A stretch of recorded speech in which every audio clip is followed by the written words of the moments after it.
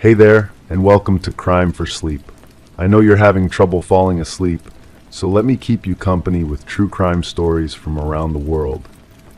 Before we dive in, I'm curious, where did you first hear this one? If you enjoy these stories, don't forget to like, comment, and subscribe. Now get comfortable, and let's get into tonight's case. Crime 1, they fell out when the bricks were removed, photos curled with heat damage, some too scorched to recognize. But the ones still intact all showed the same child, sitting on the same porch, smiling. The porch didn't belong to that house, and the child had never lived there. Rebecca Thorne had purchased the 1930s colonial home in Eastland, Vermont during the autumn of 2018. The quaint two-story structure needed work, that much was clear from the listing, but the bones were good, the price was right, and the small-town setting offered exactly what she wanted: quiet, safety, and a fresh start. A 43-year-old librarian with no children and a recent divorce behind her, Rebecca saw potential in the weathered clapboard siding and creaking porch steps. Her realtor had mentioned the house had been vacant for almost 7 years, passing through a bank foreclosure before landing in her hands. "Nobody's lived here since the Caldwells moved out in 2011, the realtor had said, flipping through paperwork, and they were only here for a year. House has had trouble keeping owners. Rebecca hadn't asked why. She didn't believe in bad luck or dark energies, just in opportunities and second chances. Winter came quickly to that corner of Vermont, and Rebecca's renovation plans were put on hold as snow piled against the foundation and frost made the windows rattle. The chimney had been one of the first things the home inspector had flagged. Not safe to use, he'd written in his report. Significant damage to the interior structure. Yet on December 15th, as temperatures dropped below freezing, Rebecca had noticed something peculiar about the old fireplace in the living room. A draft coming from behind the bricks when no draft should exist at all. She'd placed her hand against the stones and felt not just cold air but a vibration, so faint she wondered if she'd imagined it. She called Mason Builders, a small local outfit run by brothers Jeremy and Thomas Mason. They arrived 2 days later, assessing the chimney with practiced eyes. "We'll need to remove some of these bricks to see what's happening," Jeremy had said, his breath visible in the cold living room. Could be anything from animal nests to structural damage. Rebecca had nodded, retreating to the kitchen to work, while the brothers began carefully removing bricks from the inner facade of the fireplace.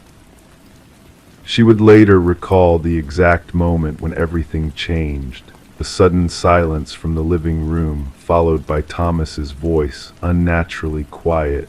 "Ms. Thorne, you might want to see this."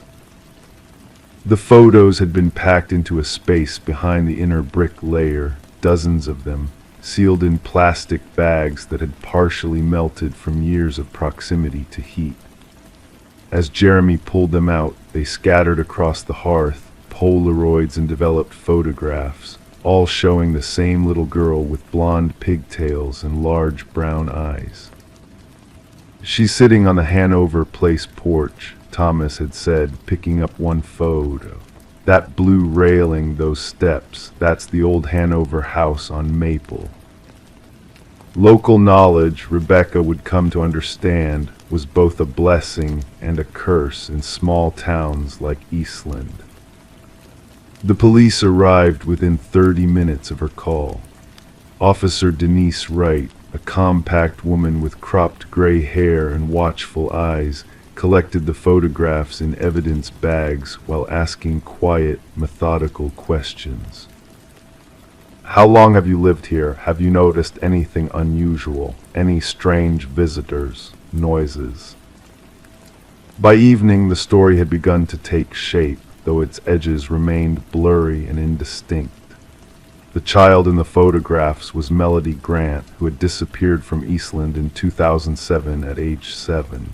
Her family had lived 3 streets away, in a house with a distinctive blue-railed porch, the Hanover Place, now owned by new residents who had no connection to the case. Melody had vanished while walking the 2 blocks from her elementary school to a friend's house for a playdate. Despite an extensive search, no trace of her had ever been found. The Caldwells weren't here when she disappeared, Officer Wright noted, checking dates in her notepad. They bought the house in 2010, stayed less than a year, then moved to Colorado. Before them, it was owned by the Levitts from 2003 to 2009. The Levitts, something about the name caused a ripple of recognition through the room. Thomas Mason glanced at his brother, then looked away. Darrell and Marion Levitt, Officer Wright continued. He worked maintenance at the elementary school. She was a cashier at the pharmacy, no children of their own. The investigation that followed moved with the deliberate pace of small-town law enforcement, thorough but unhurried. The chimney and fireplace were dismantled completely, revealing not just photographs but a small cache of items.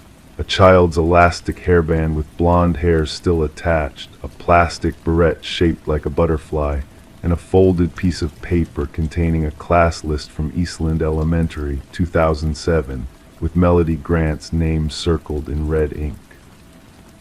Rebecca found herself in an unexpectedly central role as the house yielded more secrets. The basement contained a locked room that didn't appear on the original house plans, a small, windowless space with walls recently painted over. Luminol testing revealed traces of blood beneath the fresh paint. Darrell Levitt left town 3 months after the investigation into Melody's disappearance stalled out. Detective James Harmon told Rebecca over coffee at the local diner, 6 weeks after the discovery in her chimney.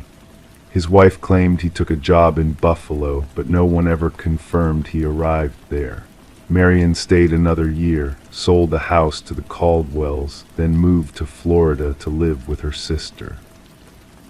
"Did anyone ever suspect them?" Rebecca asked, watching steam rise from her mug. "Not officially," Harmon replied, his weathered face revealing nothing.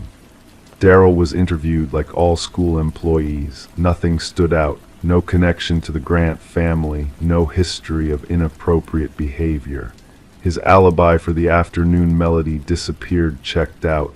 He was fixing a leaking roof at the high school with witnesses. Yet now, as forensic technicians analyzed the decades-old evidence from Rebecca's home, the case against Darrell Levitt was building through tragic fragments. Carpet fibers matching those from Melody's clothing found in the sealed basement room. Cell phone records showing a call from Darrell to Marion minutes after Melody would have passed the school on her way to her friend's house. A statement from a former neighbor who recalled seeing Darrell's truck parked behind the house on afternoons when he should have been at work. The community's response divided along predictable lines. Some residents expressed shock, unable to reconcile the reserved maintenance man with the monster emerging from the evidence. Others nodded grimly, claiming they had always sensed something off about Darrell Levitt. In March 2019, human remains were discovered in a wooded area 20 miles outside of Eastland. Dental records confirmed what many had begun to suspect. The remains belonged to Melody Grant. She had been buried in a shallow grave, wrapped in a shower curtain pattern that matched fragments found in the Levitt's basement drained during a subsequent forensic examination. Marion Levitt, located in Sarasota, Florida, initially denied any knowledge of her husband's actions. 3 interviews later, her story changed. "Sometimes I would come home and the basement door would be locked," she told investigators, her hands trembling around a styrofoam cup. "He said he was working on projects, needed his space. I never questioned it, never wanted to know. When asked about the photographs in the chimney, she looked genuinely confused. Darryl wasn't sentimental. He wouldn't keep pictures. The implication hung in the interview room. Someone else had hidden those photographs. Someone who wanted the truth found eventually. While the investigation proceeded against Marion Leavitt as a possible accessory after the fact, authorities in 4 states began reviewing similar cold cases for connections to Darryl Leavitt's employment history. 2 additional cases emerged with similar patterns, both involving elementary-aged girls who disappeared within a mile of schools where Leavitt had worked as a substitute maintenance worker. Darryl Leavitt himself remained elusive. Despite international bulletins and a featured segment on America's Most Wanted, no confirmed sightings had been reported since 2007. For Rebecca Thorne, the quiet librarian who had sought only peace in her colonial fixer-upper, life had acquired a new dimension. She found herself unable to sleep in the house where a child's memory had been sealed away behind brick and mortar. She put the property up for sale 8 months after moving in, taking a significant financial loss. Before leaving, she planted a small flowering cherry tree in the front yard, with a simple granite marker bearing Melody's name and the dates of her short life. The chimney was rebuilt by the Mason brothers, who refused payment for the work. No trace of the original structure remained, yet something of its secret had permeated the foundations of the house itself.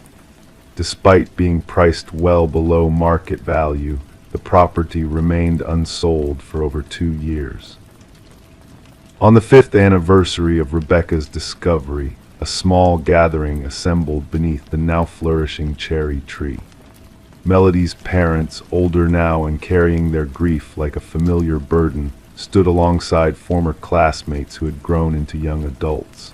Rebecca returned for the occasion, bringing books she had carefully selected from her library's collection, stories about courage, memory, and justice. The photographs from the chimney, those that could be salvaged, had been returned to the Grant family after the investigation closed. All except one which remained in the case file, a picture showing Melody on that blue-railed porch, smiling directly at the camera. In the background, visible through a window reflection, was the faint outline of a man's face watching. Some mysteries reveal themselves in layers, unfolding slowly like the seasons. Others leave questions that echo through empty rooms, unanswered and perhaps unanswerable. In Eastland, Vermont, where winters are long and memories longer still, the community continues to watch for a man who might return to the scene of his crime, drawn by whatever dark compulsion led him to preserve those photographs in the first place. And in homes across town, parents still remind their children, never walk alone. Crime, too, it wasn't just decoration, it was hiding something. When they peeled it back, a doorframe appeared, perfectly centered on the wall with no hinges, no knob, no seam, scratched into the baseboard below it. She doesn't like being painted shut. The home had belonged to Marcus Delaney for nearly 30 years before his daughter, Elise, inherited it in the fall of 2018. Marcus had been a quiet man, a retired postal worker who kept to himself in the small town of Burling Creek, Oregon. His neighbors described him as pleasant but private, the kind of person who would wave from his porch but rarely engage in conversation. His home, a modest 2-story craftsman built in 1927, sat at the end of Spruce Lane, partially hidden behind a row of old cedar trees. Elise hadn't visited her father in nearly 5 years before his death. Their relationship had been strained since her mother's disappearance in 1992. At that time, Elise was only 12 years old. According to police reports, Vivian Delaney had left for a doctor's appointment on the morning of October 17th, but never arrived. Her car was found 2 days later at a hiking trail entrance 40 miles away, keys still in the ignition, her purse in the passenger seat. Despite an extensive search of the surrounding forest and a thorough investigation, Vivian was never found. Marcus had been the primary suspect for a brief period, but with no evidence connecting him to his wife's disappearance and a solid alibi. He had been at work, confirmed by multiple colleagues. The case eventually went cold. The prevailing theory became that Vivian had walked into the woods voluntarily and met with some accident, or perhaps had chosen to disappear and start a new life elsewhere. But Elise had always harbored doubts about her father's involvement. When she arrived at the house to clear out her father's belongings, Elise felt the weight of unresolved memories pressing down on her. The house smelled exactly as she remembered, a mixture of pipe tobacco, old books, and wood polish. Everything was meticulously organized, reflecting her father's orderly nature. In the days that followed, she sorted through decades of her father's life, finding little that surprised her until she reached the second floor. The upstairs hallway had been renovated since her last visit. The formerly cream-colored walls were now covered in a pale blue wallpaper with a subtle floral pattern. Something about the way the wallpaper had been applied caught Elise's attention, a slight unevenness in the center of the wall opposite the bathroom. Running her fingers across it, she felt what seemed like the outline of a rectangular frame beneath. Curiosity piqued, Elise began carefully peeling back the wallpaper.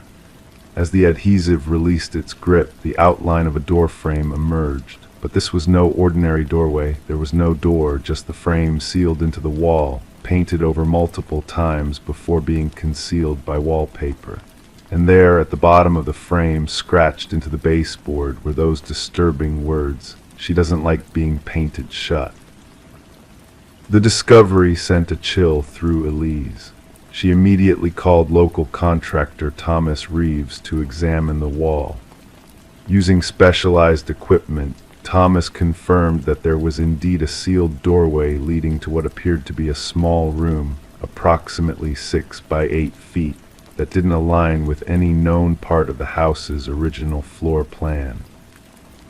In these old houses, finding sealed rooms isn't uncommon, Thomas explained to Elise.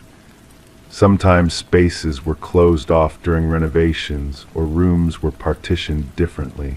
But the way this was done, multiple layers of paint, then wallpaper, suggests someone really wanted to conceal it. With Thomas's help, Elise decided to open the hidden space. They carefully cut through the drywall that had been installed over what once had been a doorway. As they created an opening large enough to peer inside, the beam from Thomas's flashlight revealed a room devoid of furniture but not empty. The walls were covered with photographs, newspaper clippings, and handwritten notes, all connected by red string, like something from a detective's investigation board. Most disturbing of all were the photographs, dozens of images of Elise's mother, Vivian, many taken from angles suggesting she hadn't known she was being photographed.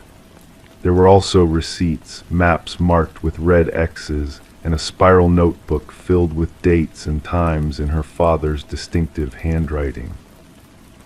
"You should call the police," Thomas advised, his voice now carrying an edge of concern. Detective Sarah Harmon arrived within the hour.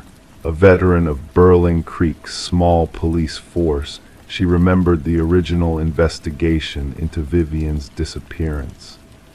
As she examined the hidden room's contents, her expression grew increasingly troubled. "These photos," she said, pointing to a series of images showing Vivian getting into her car on what appeared to be the morning of her disappearance, "these weren't in the original case file. And this notebook, your father was tracking your mother's movements for months before she vanished." The investigation that followed revealed a different Marcus Delaney than the quiet, ordinary man his neighbors and colleagues had known. The spiral notebook contained detailed records of Vivian's daily routines, friends she met with, and phone conversations overheard. There were also references to arguments. She threatened to take Elise again and claims she found someone who understands her. 4 days into the new investigation, police brought ground-penetrating radar to search the property.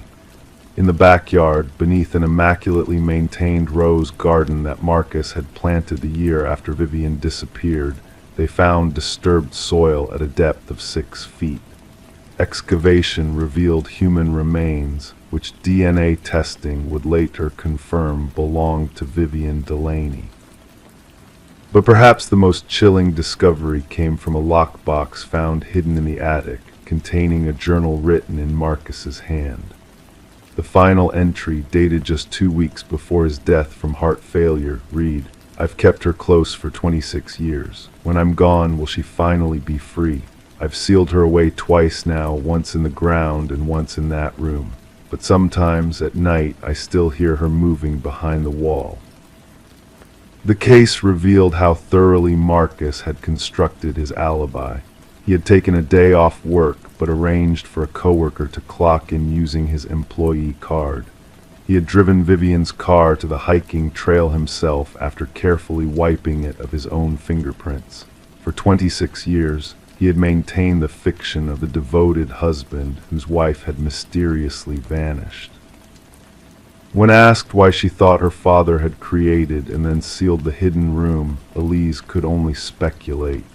"I think it was his confession space," she said, "a place where he didn't have to pretend. Maybe sealing it was his way of trying to bury what he'd done, just like he buried my mother." The town of Burling Creek struggled to reconcile the Marcus they had known with the man revealed by the investigation. Neighbors recalled his dedication to his rose garden, how carefully he tended each bush, especially during the anniversary of Vivian's disappearance each October. "He would spend hours out there," said neighbor Dorothy Mills. "We all thought it was his way of honoring her memory. None of us could have imagined he was standing above where he'd buried her." As for the scratched message that had first alerted Elise, she doesn't like being painted shut. Police believe Marcus himself had written it during a moment of psychological distress or guilt. According to a forensic psychologist consulted on the case, such messages can represent a perpetrator's subconscious desire for discovery, especially in cases where the guilt becomes too heavy to bear alone. Elise sold the house 6 months later, unable to continue living with its secrets. The new owners demolished it, building a modern home in its place. But the story of the wallpapered doorframe and what it concealed became part of local lore, a reminder that sometimes the quietest neighbors harbor the darkest secrets, and that walls, like people, can hide terrible truths behind seemingly ordinary facades. The rose garden was removed during construction, replaced with a concrete patio and fire pit. But according to the new owners, no matter how hot they build their fires, that corner of the yard always feels unnaturally cold, as if something beneath the ground still remembers and waits and refuses to stay buried. Crime 3, all brown, all long, all hanging from the ceiling like bodies. Pockets were stuffed with children's drawings, pacifiers, single socks. The coats had no labels, but every collar had something handwritten inside, a different name followed by "Mine Now." The discovery was made on October 12, 2017, in the basement of a quiet suburban home in Millfield, Pennsylvania. A home that had belonged to Elena Winters for nearly 40 years. A 73-year-old widow who the neighbors described as pleasant but private. Elena was the kind of neighbor who would wave from her porch but rarely engage in conversation beyond discussing the weather. She never hosted gatherings, never invited anyone inside. Alina had lived in that white colonial-style house on Oakwood Drive since 1980, when she and her husband, Richard, moved in. After Richard's death from cancer in 1998, Alina continued living there alone. She worked as a librarian at the local elementary school until her retirement in 2012. The children loved Mrs. Winters, who always had a kind word and book recommendations for them. She had a special way with the shy ones, the quiet ones who often got overlooked. Perhaps that's why no one questioned her occasional gifts to certain children, small trinkets, hand-knitted scarves, or cookies wrapped in wax paper.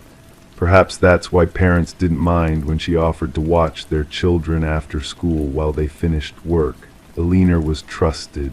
Alina was kind. Alina had no children of her own. The first sign that something wasn't right came when 8-year-old Lily Reeves didn't arrive home from school on September 28, 2017. Lily's mother, Diane, had called Alina when Lily was 20 minutes late, assuming her daughter had stopped at the widow's house, as she sometimes did.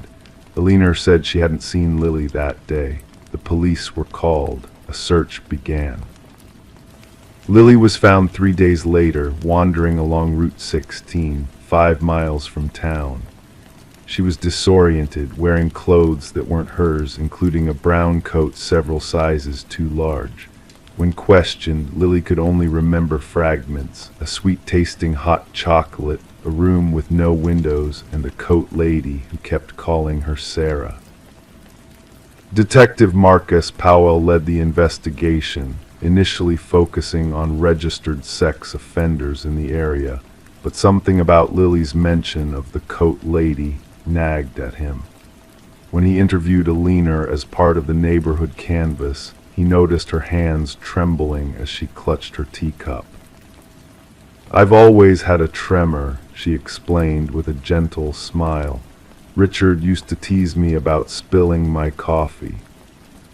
Powell nodded, making notes. He asked if he could use her bathroom.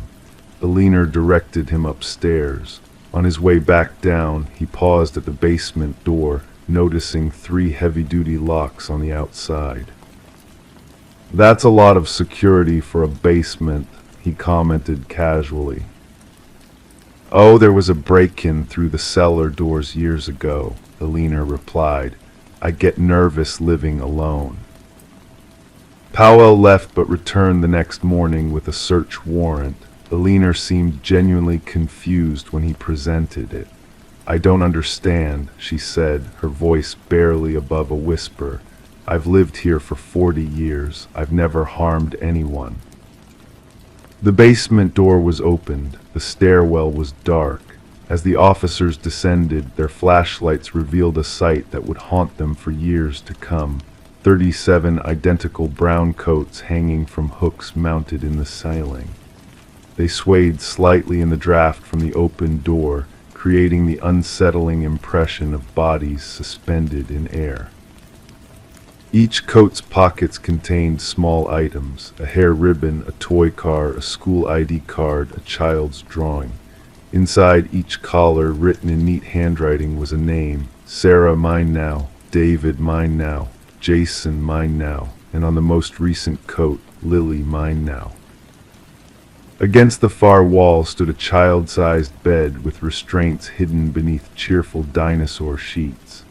A bookshelf held children's books arranged by reading level. A table had coloring books and crayons, all meticulously organized. In the corner was a small chemical toilet and a sink. Alina didn't resist arrest. She sat in her living room, hands folded in her lap as officers processed the scene. When Detective Powell finally questioned her, he expected denial or perhaps a breakdown. Instead, Alina spoke with unsettling clarity. "They were lonely children," she explained, her voice steady.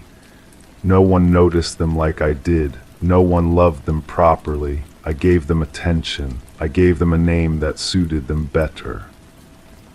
As the investigation deepened, police discovered a pattern spanning decades.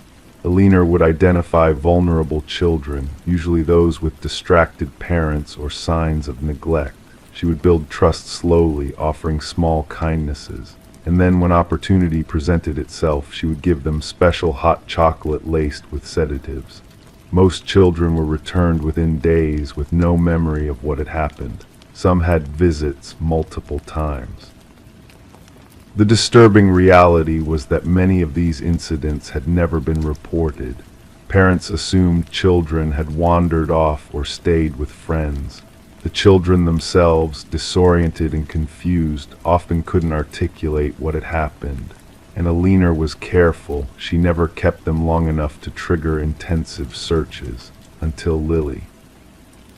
What made Lily different, according to Alina's journal, found hidden behind the basement bookshelf, Lily had shown remarkable potential to become Sarah. The journal contained hundreds of entries chronicling Alina's interactions with local children, assessments of their suitability as replacements, and detailed plans for their transformations. Forensic psychologists attempting to understand Alina's motives focused on entries about her daughter Sarah, who, according to the journal, had died of pneumonia in 1979 at age 7. Yet public records showed no evidence that Alina and Richard Winters ever had children. "The coats are how I keep them with me," Alina told Dr. Renee Martinez during her psychological evaluation. "Each child gets to try being someone else for a little while, someone better loved, and I get to remember how it feels to be needed." Hair samples from the coats matched 23 different children from the Millfield area over a span of 38 years. DNA testing eventually identified 15 of them, now adults who had no recollection of Alina or her basement. The remaining samples couldn't be matched to any known individuals. The case against Alina Winters ended before trial when she suffered a massive stroke in pretrial detention. She remains in a long-term care facility, unable to speak or move independently. The journal continues to be analyzed by FBI behavioral specialists who believe there may be connections to at least 7 unsolved missing children cases across Pennsylvania and Ohio. The house on Oakwood Drive remains empty. Despite multiple price reductions, no one has purchased it. Local teenagers occasionally dare each other to approach the property at night, claiming they can hear the rustle of coats swinging in the basement, though authorities removed all evidence years ago. Lily Reeves, now 14, still sleeps with her bedroom door open and lights on.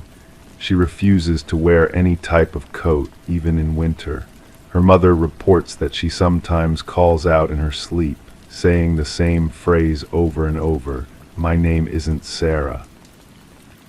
The 37 brown coats remain in evidence storage at the Millfield Police Department. Detective Powell, who retired last year, admitted in his final interview that he still dreams about them, hanging silently, patiently, as if waiting for someone to wear them again. And sometimes, when the evidence room is quiet late at night, the duty officer swears they can hear the faint sound of a woman's voice, whispering different names, followed always by the same 2 words, "Mine now." Crime 4, dozens of overlapping prints, palms, thumbs, even bare toes, all from inside the tub. When dusted, they revealed small writing etched into the enamel beneath the grime, "I didn't drown alone." Detective Sarah Colton stood motionless in the cramped bathroom of apartment 317, the lingering scent of bleach filling her nostrils. The apartment belonged to Eliza Mercer, a 32-year-old elementary school librarian who hadn't shown up for work in 3 days. The landlord had done a wellness check after receiving concerned calls from the school principal. The apartment was oddly pristine, dishes washed and put away, bed made with hospital corners, not a speck of dust on any surface. Only the bathroom showed signs of recent, frantic cleaning. And then there was the bathtub, which under the specialized light revealed more fingerprints than Colton had ever seen concentrated in one place. "What do you make of this?" she asked her partner, Detective Ray Gaines, who was examining the drain. "Someone tried real hard to clean this place," he replied, not looking up. "But they didn't know luminol would still pick up traces of blood in the grout between these tiles." Eliza Mercer had lived in Millfield, Ohio for just over 2 years. She'd moved there after finalizing her divorce from Marcus Mercer, a pharmaceutical sales representative from Cincinnati. Neighbors described her as quiet, polite, someone who smiled in the hallway but never stopped to chat. She kept to herself but wasn't unfriendly, just private. Her sister, Caroline Webb, drove in from Columbus when she got the call from police. She sat in the precinct interview room, clutching a paper cup of coffee that had long gone cold. Eliza was cautious, Caroline explained, her voice barely above a whisper. Especially after the divorce, she had to be. "Cautious how?" Colton asked gently. "She always locked her doors, never posted her location online. She even changed her route to work sometimes, just in case." Caroline paused, swallowing hard. Marcus didn't take the divorce well. He used to tell her that if he couldn't have her, no one would. Caroline revealed that Marcus had been arrested once for violating a restraining order 6 months after the divorce. He'd shown up at Eliza's previous apartment in the middle of the night, inebriated and belligerent. Eliza had moved to Millfield shortly after, telling almost no one where she was going. The investigation turned toward Marcus, who now lived with a new girlfriend in Cincinnati. When questioned, he seemed genuinely shocked by Eliza's disappearance. His girlfriend confirmed they'd been together the entire weekend Eliza had gone missing. His phone records and credit card statements showed no activity near Millfield in over a year. Meanwhile, forensics completed their analysis of the apartment. The blood traces in the bathroom belonged to Eliza, but the amount was consistent with a minor injury, not a fatal wound. The fingerprints in the bathtub were puzzling. They all belonged to Eliza, but were positioned in ways that suggested she had been scrambling, trying to climb out, her fingers and palms sliding against the smooth surface. As for the etched message, "I didn't drown alone," handwriting analysis confirmed it matched Eliza's, but it wasn't recent. The etchings had accumulated soap scum and hard water deposits, suggesting they'd been there for months. The investigation expanded outward. Colton interviewed Eliza's colleagues at Millfield Elementary, where she'd been a beloved figure who ran reading programs for underprivileged students. One detail caught Colton's attention. Eliza had recently seemed distracted, checking her phone constantly. She'd get these texts that would make her face just fall, said Meredith Sawyer, a third-grade teacher who often had lunch with Eliza. When I asked if everything was okay, she'd always say it was just her sister or something about her car needing repairs, but I could tell she was lying. Eliza's phone was missing, but her service provider supplied her records. In the weeks before her disappearance, she'd received dozens of calls from a prepaid phone that couldn't be traced. More concerning were the text messages from unknown numbers, messages that had been deleted from her cloud backup but were still logged by her carrier. "I see you walking home every day. You look pretty when you're scared. Your bathroom light was on until 11:42 last night." The last text, sent just hours before she was believed to have disappeared. Time to come clean. Detective Gaines reviewed security camera footage from businesses around Eliza's apartment building. 3 days before her disappearance, a camera from the laundromat across the street captured Eliza walking home, repeatedly glancing over her shoulder. A hooded figure maintained a consistent distance behind her, always just at the edge of the frame, face obscured. Caroline moved temporarily into a hotel in Millfield, unable to return to her life in Columbus while her sister remained missing. During a follow-up interview, she revealed something she'd initially forgotten. When Eliza first moved here, she mentioned meeting someone, a man who lived in her building. She said he was kind, helped her carry groceries once. Caroline's voice trembled, but then she stopped mentioning him. When I asked about him a few months later, she just said it didn't work out. The building's tenant records showed that apartment 319, just down the hall from Eliza's, had been occupied by a James Farrell, 36, who had moved out 3 weeks before Eliza's disappearance. The landlord described him as a model tenant who always paid rent early and never caused problems. He'd left without much notice, simply saying he'd found a better place. When detectives ran Farrell's name through their databases, they found no criminal record. In fact, they found almost nothing. A thin credit history starting only 3 years ago, no social media presence, minimal digital footprint. It was as if James Farrell hadn't existed before moving to Millfield. A breakthrough came when Caroline was going through some of Eliza's personal effects that the police had released back to her. In a book of poetry, she found a photograph of Eliza standing next to a man on what appeared to be a hiking trail. On the back, written in Eliza's handwriting, "James and me, Shawnee State Forest, June 2023. The man in the photo wasn't particularly remarkable, average height, trim build, pleasant but unremarkable features. What caught Detective Colton's attention was his eyes, pale, intense, staring not at the camera but at Eliza, with an expression that in hindsight seemed possessive rather than affectionate. When she ran the photo through facial recognition software, she got a hit, not for James Farrell, but for Richard Whittaker, who had been investigated but never charged in connection with the disappearance of a woman in Pennsylvania 5 years earlier. That woman, like Eliza, had never been found. As the investigation deepened, detectives discovered a pattern. Every few years, Whittaker would appear in a new town under a new name, often targeting women who were vulnerable in some way, recently divorced, new to town, socially isolated.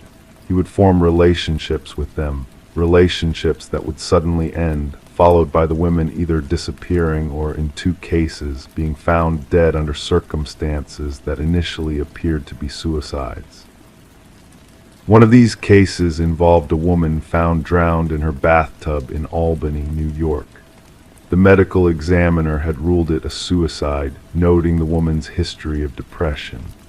But looking at the case now with fresh eyes, Detective Colton noticed similarities to Eliza's case: the obsessively clean apartment, the missing phone, a concerned relative who insisted the victim had been afraid of someone. 2 months into the investigation, Eliza's car was found abandoned in a long-term parking lot at Cleveland Hopkins International Airport. Inside the trunk, carefully wrapped in plastic, was her phone. When forensics managed to access it, they found hundreds of photos, all taken of Eliza without her knowledge. Eliza sleeping, Eliza at her kitchen window, Eliza in her bathroom, unaware she was being watched. The last photo had been taken on the night she disappeared. It showed Eliza in her bathtub, eyes wide with terror, water up to her chin, a hand, not her own, visible at the edge of the frame, holding her shoulder underwater. Despite an interstate manhunt, Richard Whittaker, or whatever his real name might be, remained elusive. Security footage showed him boarding a flight to Seattle the day after Eliza's disappearance, but the trail went cold from there. Perhaps he'd already established a new identity, a new life, was already looking for his next victim. As for Eliza, her body was never found. The case remains open, the evidence suggesting she was killed in her own bathtub, then removed from the apartment somehow, despite the building's security cameras and attentive neighbors. All that remained of her final moments were those desperate fingerprints inside the tub, silent testimony to her struggle to survive. And that haunting message scratched into the enamel months before her death, as if some part of her had sensed what was coming. I didn't drown alone. In Millfield, residents now lock their doors more carefully. Women walk in pairs after dark, and in apartment 317, which remains vacant, the landlord has replaced the old bathtub with a new one, but sometimes, late at night, tenants in neighboring units swear they can hear the sound of water running, of splashing, of someone gasping for air. Detective Colton still keeps Eliza's case file on her desk. Every few months, another report comes in from somewhere in the country. Another woman gone missing, another too clean apartment, another man who appeared from nowhere and vanished just as quickly. And each time, Colton wonders if this will be the case that finally leads her to the truth, to Eliza, and to all the others who didn't drown alone. Crime 5, instead of a chime, a recording would play, faint and garbled. A child saying, "Please let me in." No one knew how it had been installed. Inside the speaker box, they found a tiny tooth, wrapped in a yellowed receipt with the words, "One returned." The Larsons had lived in the brick colonial on Maple Street for nearly 18 years. Sarah and Daniel, both in their early 50s now, had raised their 2 children there, both grown and moved away to pursue careers in larger cities. The house in Hammond, Indiana had started to feel too big for just the 2 of them, with its 4 bedrooms and finished basement. They'd been casually discussing downsizing for months. Sarah was a high school English teacher who volunteered at the local library's reading program every summer. Daniel worked as an accountant at a firm 20 minutes away. Neighbors described them as quiet, kind, and unremarkable. The type of people who always returned borrowed lawn tools and waved from their driveway, but rarely attended block parties. Their house stood at the end of a cul-de-sac, backing up against a small wooded area that separated their neighborhood from a shopping center. The trees provided privacy and a buffer from the commercial noise, something Sarah particularly appreciated when grading papers on their back deck. The doorbell had been installed when they moved in, an older model with a simple analog chime. It had never malfunctioned before October 17th, 2023. That evening, Sarah was alone. Daniel had left for a 3-day accounting conference in Chicago. At 8:46 p.m., as recorded by their security camera, the doorbell rang. But instead of the familiar 2-note chime, a distorted sound emerged from the speaker, what sounded unmistakably like a child's voice saying, "Please let me in." Sarah, who had been reading in the living room, approached the door cautiously. Through the peephole, she saw nothing but her empty, well-lit porch. She called through the door, asking who was there. No response. She checked the security camera feed on her phone, which showed no one had approached the door in the past 30 minutes. Uneasy but rationalizing it as an electronic glitch, Sarah returned to her book. 43 minutes later, at 9:29 p.m., the doorbell sounded again. The same child's voice, slightly clearer this time, "Please let me in." This time, Sarah called Daniel, who suggested the doorbell might be picking up interference from another wireless device, perhaps a baby monitor from the new family that had moved in 3 houses down. Sarah spent a restless night, waking at small sounds, but the doorbell remained silent until morning. She mentioned the incident to her colleague Meredith at school the next day. Meredith suggested calling an electrician, which Sarah did during her lunch break. Frank Hollies, a local electrician for over 30 years, arrived that afternoon after Sarah returned from work. He examined the doorbell system, testing the wiring and checking for signs of damage or tampering. Finding nothing immediately wrong, he disconnected the doorbell unit from the wall to examine it more closely. That's when he discovered something that would change everything. Inside the plastic casing of the doorbell speaker, wedged against the small electronic board, was a child's tooth. A primary incisor, yellowed with age, wrapped carefully in what appeared to be an old receipt. When Frank carefully unfolded the paper, 3 handwritten words were visible in faded blue ink. One returned. Sarah's first instinct was to call the police. Officer Renee Wilson took the initial report, photographing the tooth and the note before placing them in evidence bags. She asked the standard questions. Had they renovated recently? Did they know the house's previous owners? Had they experienced any other strange occurrences? The Larsons had purchased the home from an older couple, the Wexlers, who had lived there for nearly 30 years before retiring to Florida. As far as Sarah knew, the Wexlers had raised their family there without incident. The doorbell had never been replaced.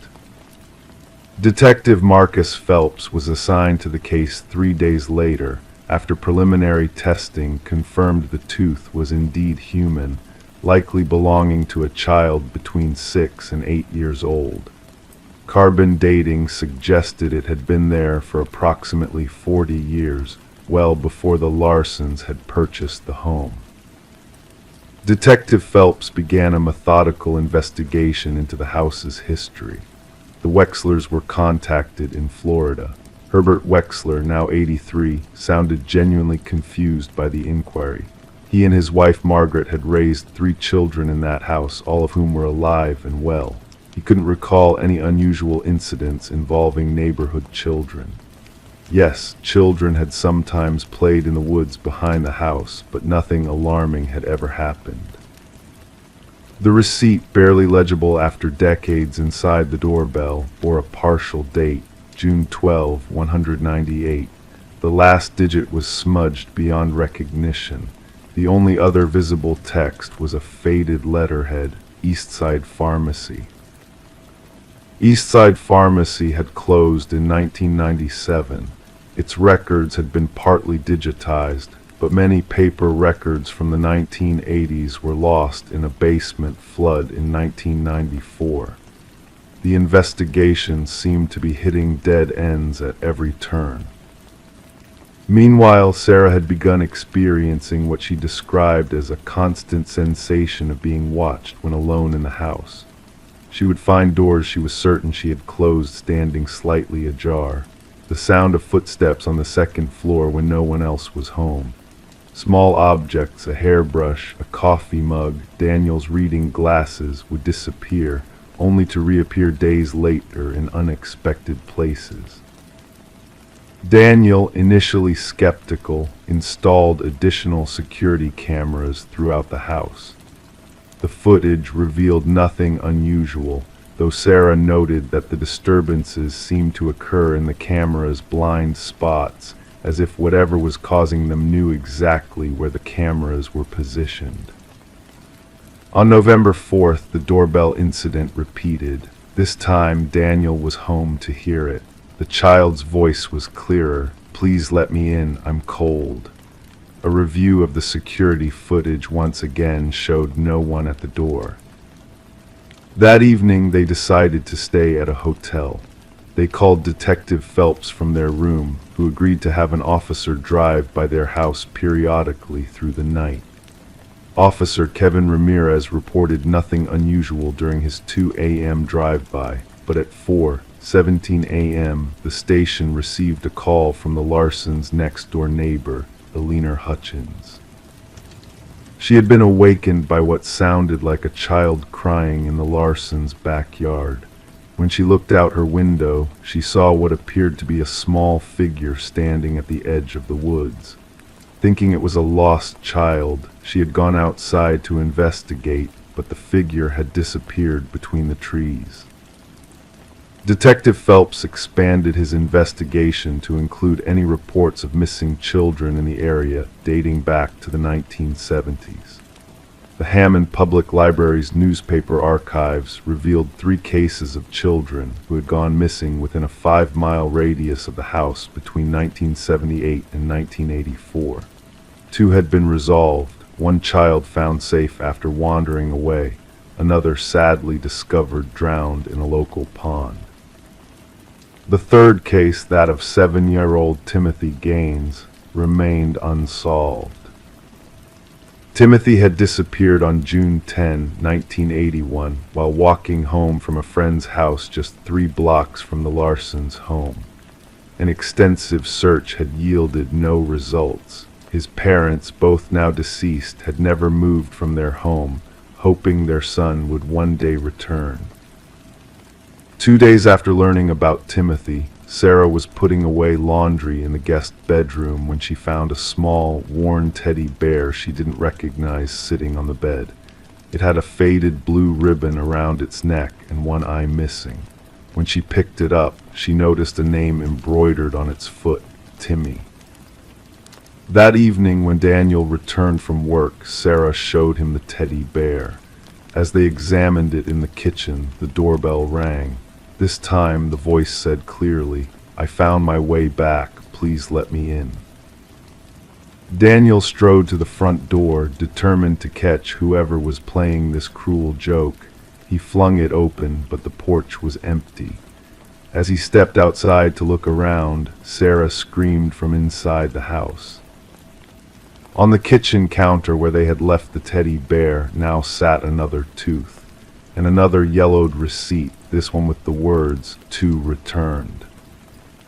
The police cordoned off the house. Forensic technicians combed every inch. They found nothing to explain how the second tooth had appeared, no signs of forced entry, no fingerprints other than the Larsons', no footprints in the soft soil of the flower beds.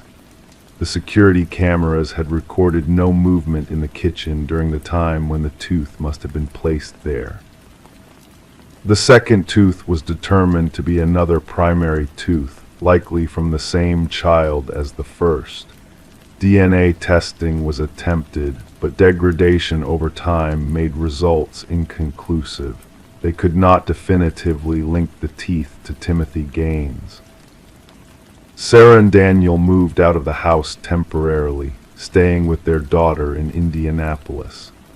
Detective Phelps continued his investigation, which now included interviews with retired police officers who had worked on Timothy's disappearance, neighbors who had lived in the area since the 1980s, and anyone who had known the Wexlers during their time in the house. A breakthrough came when Phelps located Margaret Wexler's sister, Caroline, in a nursing home in Bloomington. Caroline, suffering from early dementia, had moments of clarity between confused episodes. During one such moment, she mentioned that Herbert had always been troubled by that boy in the woods. When pressed further, Caroline revealed that in the early 1980s, Herbert had frequently mentioned seeing a child watching their house from the edge of the woods. Margaret had dismissed it, saying Herbert worked too much and was stressed, but Herbert had been adamant the boy would stand there for hours, never approaching, just watching. Eventually, Herbert had stopped mentioning it, and Caroline had assumed the sightings had stopped. Meanwhile, the Larsons had decided they could not return to the house. They put it on the market, disclosing the recent events to potential buyers as required by law. The house sat empty for months, visited only by Detective Phelps and occasional real estate agents showing the property to brave or skeptical buyers.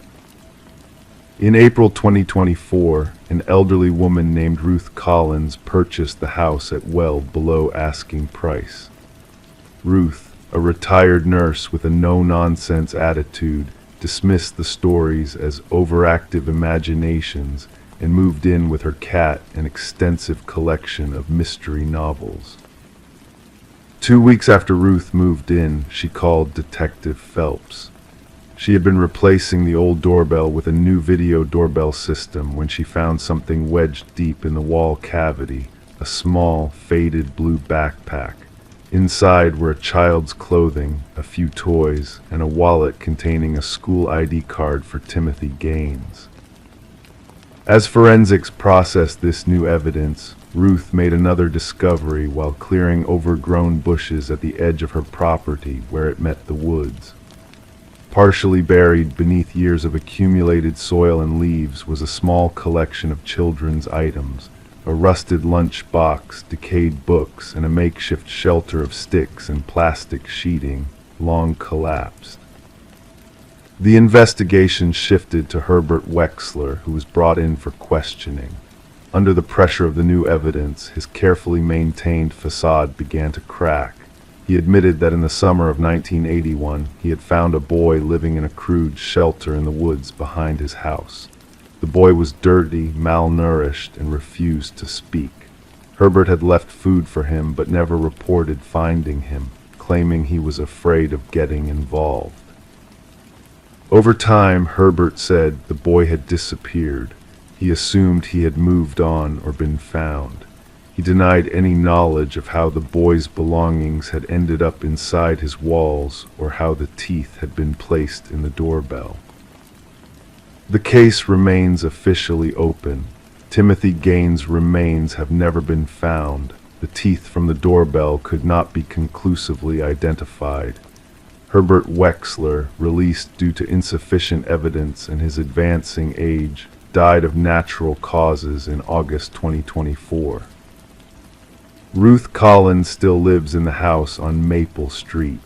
She reports no unusual occurrences, no strange voices from the doorbell, which she replaced with a modern digital system. The woods behind the house have been partially cleared for an expansion of the shopping center. But occasionally, residents in the neighborhood report seeing a small figure standing at the edge of the remaining trees at dusk. A child, they say, who watches the houses for hours before disappearing into the deepening shadows. And sometimes, when the wind blows just right, those walking past the Larsons' old house swear they can hear a faint voice saying, "Please let me in."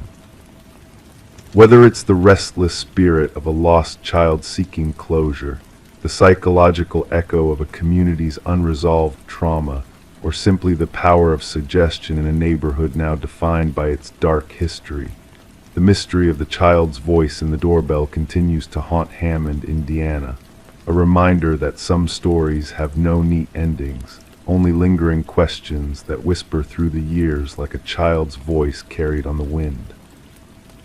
Crime 6, insulation was ripped out, replaced with plush toys, rotting, chewed, some with their eyes removed. Inside the torso of a rabbit, they found a hard object, a locket with a photo of a woman crying. She was standing in front of that same wall. The home at 418 Maple Street in Northfield, Minnesota, had belonged to Alina Winters for nearly 40 years. The kind of quiet, unassuming woman neighbors would describe as keeping to herself, though they meant it kindly. She was 73 when the rental company purchased her property after her death from natural causes in January of 2019. The renovation crew didn't expect much beyond routine updates to the modest two-bedroom bungalow until they opened the walls. Alina had been born in Northfield in 1946, the only child of Harold and Judith Winters. Former neighbors who remembered the family described Harold as stern and Judith as nervous.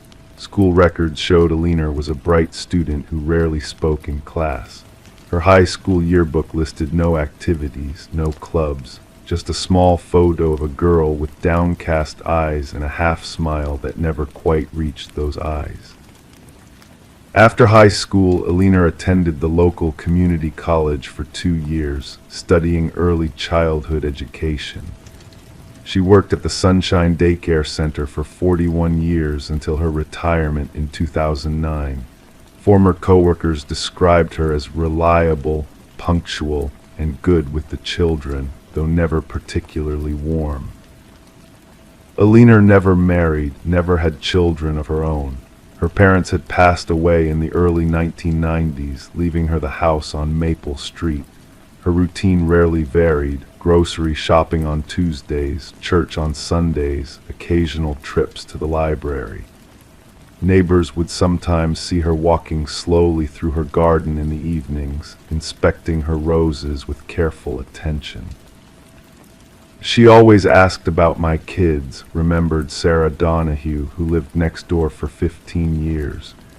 She remembered their birthdays, their favorite colors. She'd leave little gifts on the porch sometimes, usually stuffed animals. The kids loved them. The stuffed animals, that detail would later take on a different meaning.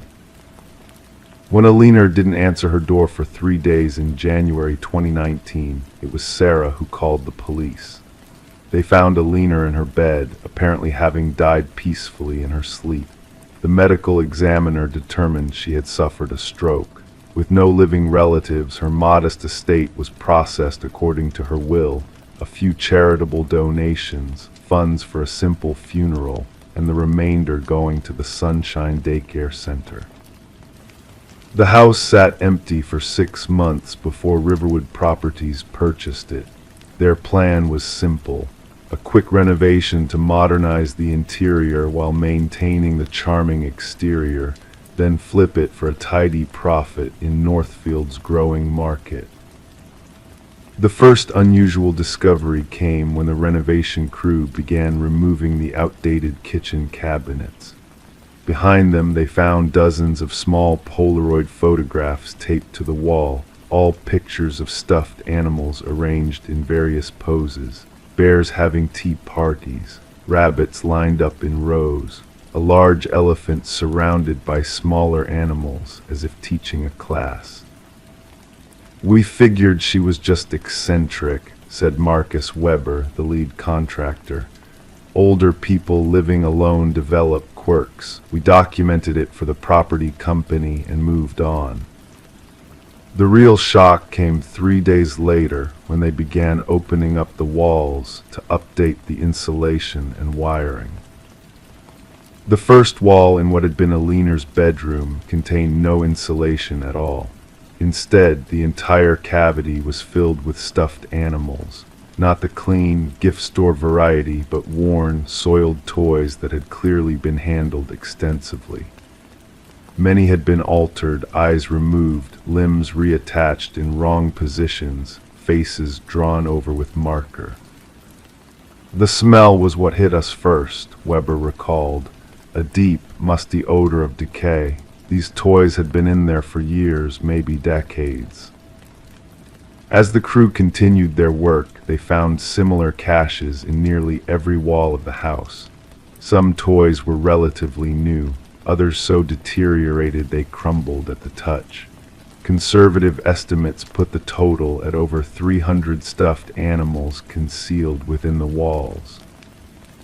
But it was what they found inside one particular toy: a faded blue rabbit with a stitched smile, that transformed this from an oddity to something darker.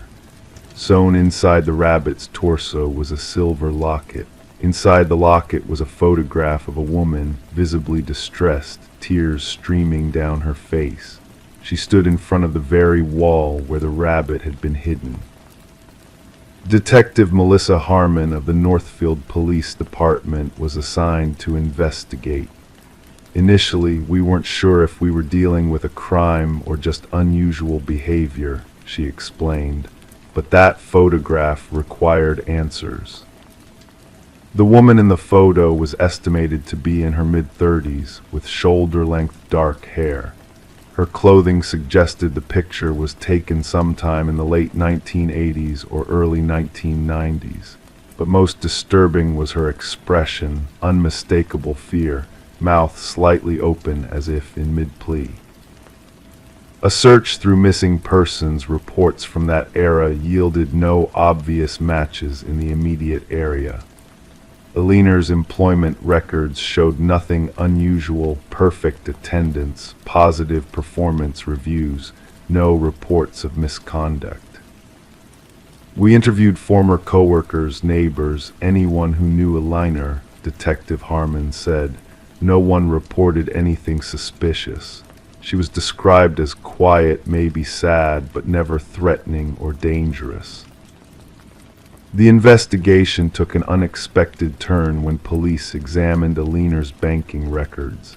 Every few months for nearly 30 years, she had withdrawn substantial cash amounts, between $500 and $1,000, with no clear explanation for the expenditures.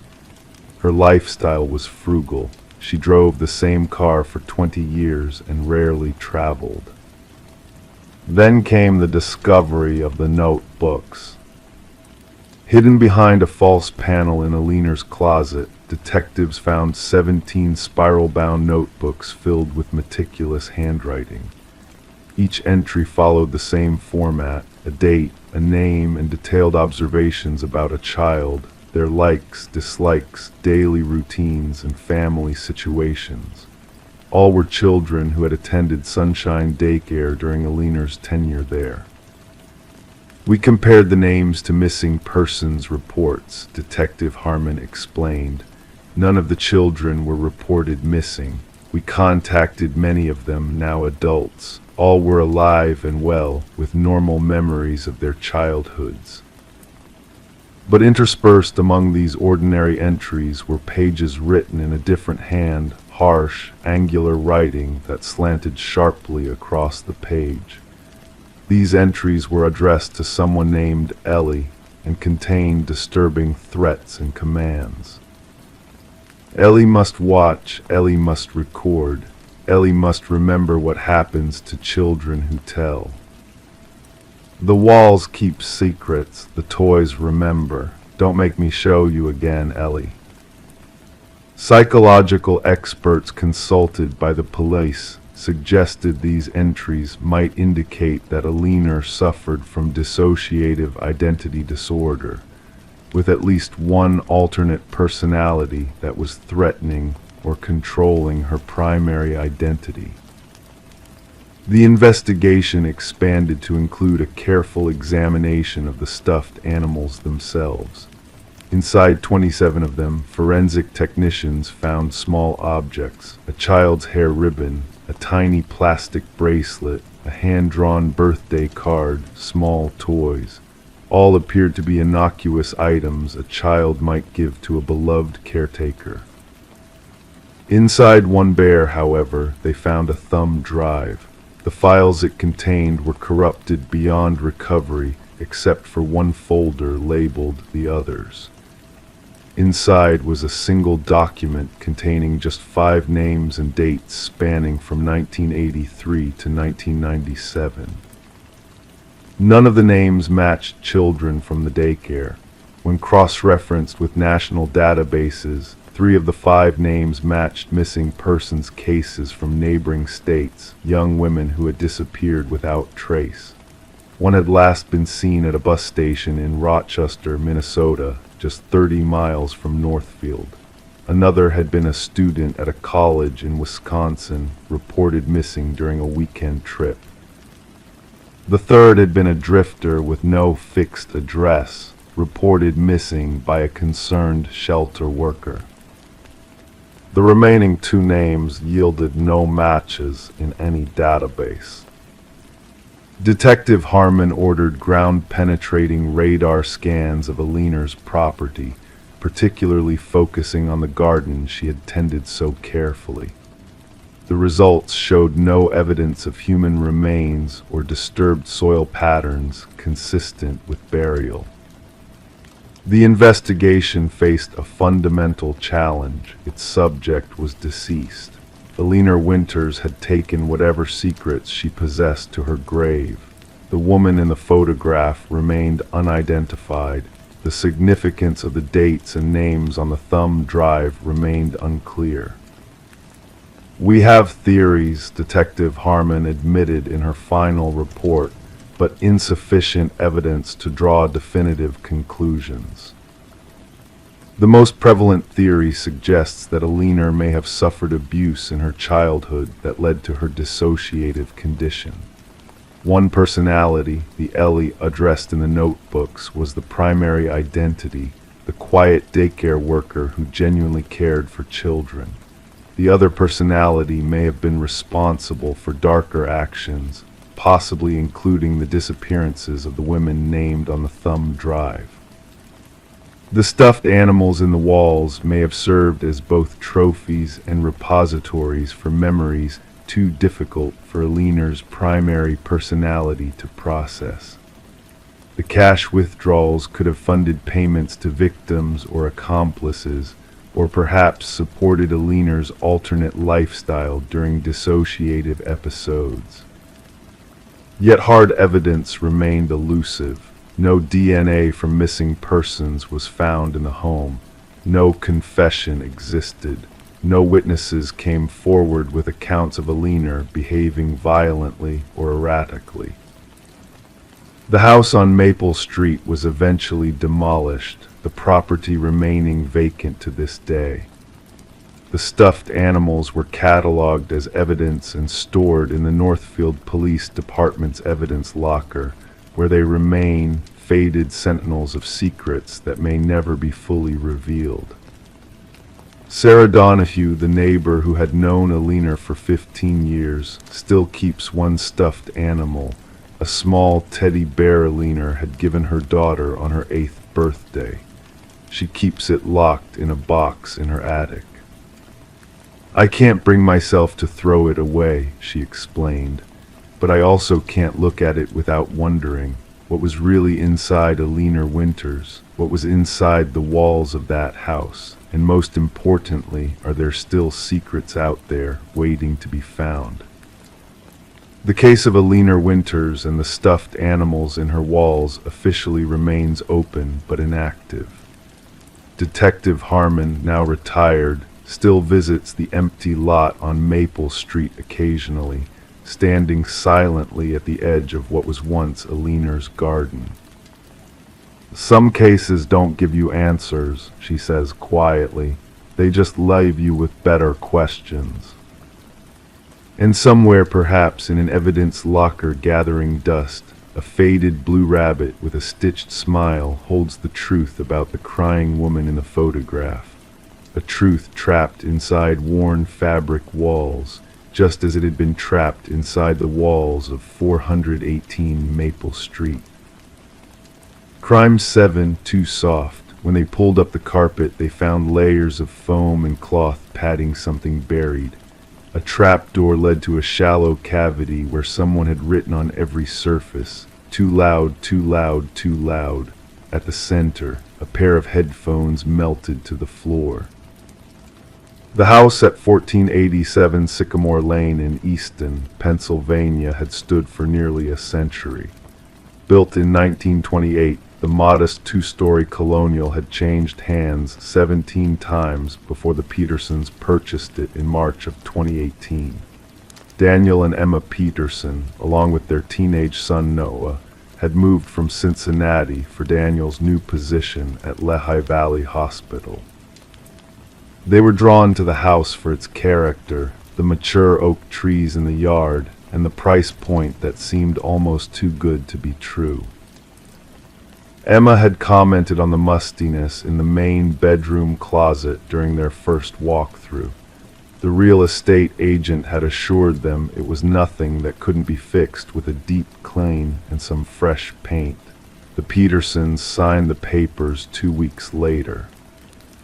Noah Peterson was 17 when they moved in, a quiet boy with an intense interest in audio engineering. He spent most of his time with headphones on, mixing music tracks or recording ambient sounds for what he called his audio journal. His parents worried about his isolation, but chalked it up to the difficulty of moving during his junior year of high school.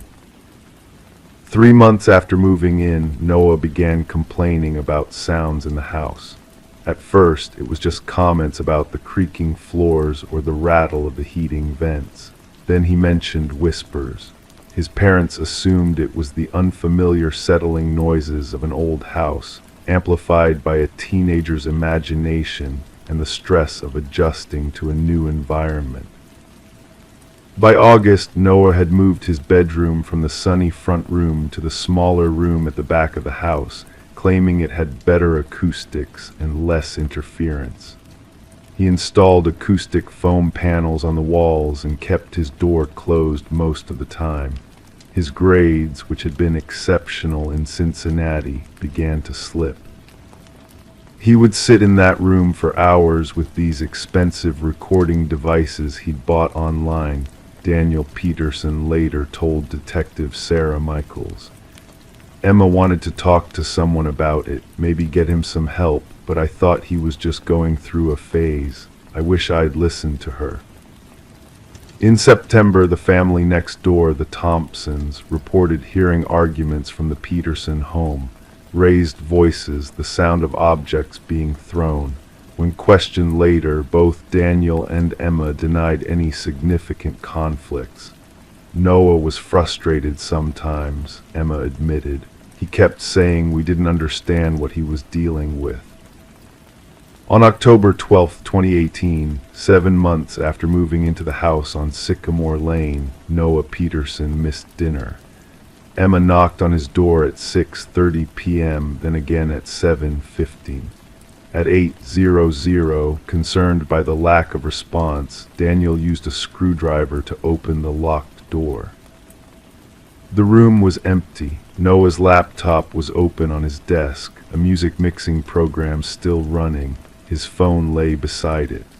His wallet, containing his ID and debit card, sat undisturbed in the top drawer. The Petersons called the police at 8:17 p.m. Officer James Rodriguez was first on the scene. He noted nothing immediately suspicious about the room or the house. Noah's car, a used Honda Civic his parents had given him for his 17th birthday, was still parked in the driveway. None of his clothes appeared to be missing. There were no signs of forced entry or struggle. It looked like the kid had just stepped out, Rodriguez wrote in his initial report. But with no phone, no wallet, no car, where would he go? The first 48 hours of the investigation yielded little. Noah's friends, the few he had made at Easton High, reported no unusual behavior. His teachers described him as intelligent but withdrawn. His digital footprint showed nothing alarming, no concerning search history, no suspicious communications, no evidence of drug use or suicidal ideation. The breakthrough came 3 days later when Emma Peterson was sorting through Noah's room, hoping to find some clue to his whereabouts. She noticed something odd about the closet floor. It felt different, she told Detective Michaels, softer in some places than others, and there was that smell we'd noticed when we first moved in. I thought maybe there was mold under the carpet. Emma pulled back the corner of the carpet, expecting to find rotted floorboards. Instead, she found layers of foam padding, similar to the acoustic panels Noah had installed on his walls, but older, dirtier. She called her husband, and together they peeled back more of the carpet. Beneath the layers of padding was a crude trapdoor, cut roughly into the original hardwood floor. It was secured with a simple hook and eye latch. When Daniel lifted the trapdoor, they found a shallow space, no more than 2 feet deep, just large enough for a person to lie flat. Every surface, the walls, the ceiling, the floor, was covered in handwritten text. "Too loud, too loud, too loud," repeated hundreds of times in varying sizes. In the center of this bizarre space lay a pair of headphones, partially melted to the floor, as if subjected to intense heat. Beside them was a small digital recorder. The Petersons immediately called the police. Detective Sarah Michaels arrived with a forensic team at 9:45 p.m. on October 15th. They documented the hidden space and carefully removed the recorder. The device still contained a functioning memory card. The audio file recovered from the recorder contained 76 minutes of what appeared to be silence, punctuated by occasional static. When enhanced in the forensic lab, technicians identified what they described as ambient household noises and indistinct vocalizations that were too degraded to interpret clearly. More disturbing was what they found beneath the headphones. When carefully lifted by forensic technicians, the melted plastic had adhered to a small patch of dried blood on the wooden surface below. DNA testing confirmed it was Noah's blood. Further examination of the space revealed that it wasn't a recent addition to the house. The cut in the floorboards showed signs of aging consistent with having been made decades earlier.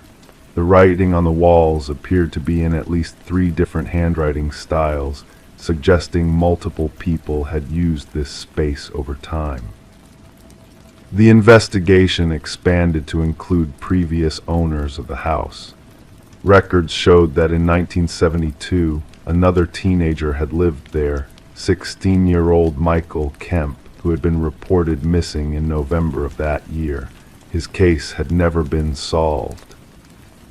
In 1994, the house had been rented by a graduate student named Alicia Brennan, who had abruptly abandoned her studies at Lafayette College.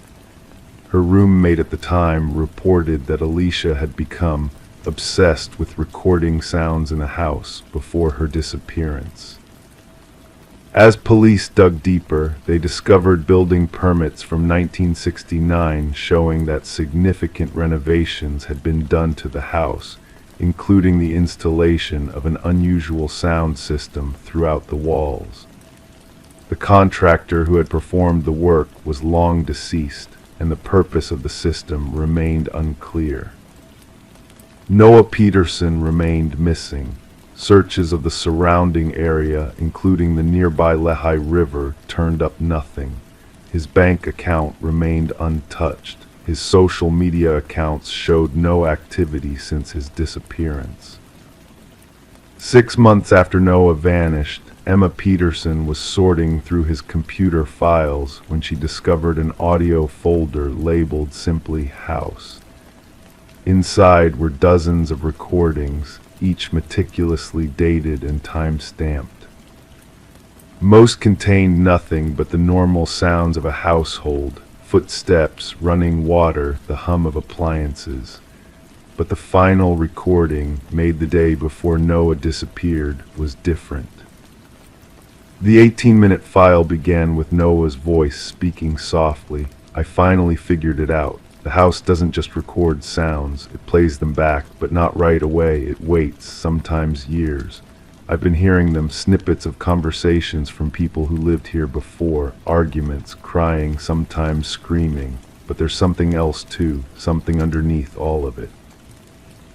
The recording continued with 3 minutes of silence, then what sounded like Noah moving around his room. Then his voice again, more urgent. "It's getting louder. I think it knows I can hear it now." The remainder of the recording captured what forensic audio analysts could only describe as acoustic anomalies, sounds that didn't match any known sound pattern in their database. In July 2019, 9 months after Noah's disappearance, Daniel and Emma Peterson sold the house at 1487 Sycamore Lane and moved back to Cincinnati. The case remained open but inactive, with no new leads. The house stood empty for nearly a year before being purchased by a real estate developer who planned to renovate and flip the property. During demolition of the main bedroom closet, workers discovered something behind the wall, a space roughly the size of a coffin, lined with the same acoustic foam found in the closet floor. Inside was a collection of recording devices spanning several decades, reel-to-reel tapes from the 1960s, cassettes from the 1980s, digital recorders similar to Noah's. All had been carefully arranged in chronological order. There was no sign of Noah Peterson. No body was ever found. The blood beneath the headphones remained the only physical evidence of what might have happened to him. The house at 1487 Sycamore Lane was ultimately demolished in 2021. The lot remains empty, though local teens sometimes dare each other to spend the night there, claiming they can hear whispers coming from the ground. Detective Michaels, who has since retired from the Easton Police Department, keeps a copy of Noah's final recording on her personal computer. She listens to it occasionally, hoping to catch something she missed before. There's a moment near the end, she told a local reporter on the 5th anniversary of Noah's disappearance, where it sounds like he's trying to say something important. But then there's this other sound that drowns him out. I still can't tell if it's coming toward him or if he's moving toward it. The case of Noah Peterson remains unsolved. Crime 8, it wasn't listed in the blueprints. When opened, it revealed a narrow shaft filled with hundreds of paper cranes strung on fishing line. At the very top, a small mirror, and behind it, another eye-level hatch bolted shut from the other side. The house on Larkspur Lane had stood for nearly 70 years before Meredith Holloway purchased it in October of 2018. A divorced nurse practitioner from Sacramento, Meredith had saved for 15 years to afford the charming 3-bedroom Craftsman in the quiet town of Maplewood, Oregon. Population 8,462. Average rainfall 62 inches per year. Average violent crime rate well below the national average. Meredith had always been methodical. Her colleagues at Sacramento Memorial described her as quietly competent, the kind of person who maintained detailed spreadsheets tracking her retirement accounts and kept her spice rack alphabetized. She'd visited Maplewood 5 times before making an offer on the house, taking photographs of every room, measuring each doorway, and even testing the water pressure at different times of day. "I'm a planner," she told her sister Diana during one of their Sunday phone calls. "I don't like surprises." The previous owners, an elderly couple named Harold and June Whitaker, had lived in the house for 42 years before moving to Arizona to be closer to their grandchildren. The home inspection had revealed minor issues, some dated wiring, a slightly sagging porch step, but nothing that concerned Meredith enough to reconsider. The attic was small but finished, with pine flooring and a dormer window that faced east. Meredith planned to use it as a reading room. Her first 3 months in Maplewood passed uneventfully. She introduced herself to her neighbors, joined a book club at the local library, and began volunteering at the community hospital on weekends. In January, she started renovating the attic space, hiring local contractor Thomas Reed to install built-in bookshelves and improve the insulation. It was Thomas who first noticed something unusual about the attic ceiling. "Something's off with these measurements," he told Meredith one Tuesday afternoon. "According to the blueprints, there should be another 3 feet of height in the center." They both stood in the middle of the attic, necks craned upward at the sloped ceiling. Thomas ran his knuckles along the plasterboard, listening for hollow spaces. Near the apex, his knock produced a distinctly different sound. "There's something here," he said, pulling a small utility knife from his tool belt. "Mind if I cut a small hole to check?" Meredith hesitated. The inspection didn't mention anything unusual. "Inspectors don't typically check for hidden spaces unless there's a reason to," Thomas explained. "But this ceiling was definitely added after the original construction." With Meredith's reluctant permission, Thomas carefully cut a small square in the plasterboard. When he pushed the section upward, it moved freely, revealing darkness beyond. He shined his flashlight through the opening. "Well, I'll be damned," he whispered. "There's a hatch here, and it's not on any blueprint I've seen." After widening the hole, they discovered a wooden hatch, approximately 2 feet square, built into what should have been empty roof space. The hatch was not locked, merely secured with a simple sliding bolt. Thomas carefully slid it open. What they found defied immediate explanation. The hatch opened into a narrow vertical shaft about 2 feet wide and extending upward an estimated 8 feet. Hanging from the sides of the shaft were hundreds of origami cranes suspended on nearly invisible fishing line. They varied in size and color, some made from newspaper, others from what appeared to be pages torn from books, still others from colorful patterned paper. In the beam of Thomas's flashlight, they cast eerie, dancing shadows on the walls of the shaft. "What the hell?" Meredith breathed. Thomas aimed his flashlight upward. "There's something at the top, looks like a mirror." Indeed, fixed to the top of the shaft was a small round mirror, tilted at an angle that would allow someone looking up from below to see what appeared to be another hatch, this one bolted from the other side. Meredith called the Whittakers that evening. June answered the phone with her customary cheerfulness, but when Meredith described what they'd found, the line went silent. "June, are you still there?" "Yes, dear." June's voice had lost its warmth. "Harold and we never went into the attic much. It was already finished when we bought the house in '76.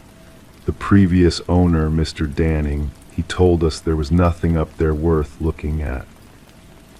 "Did you ever notice anything strange, noises in the ceiling, anything at all?"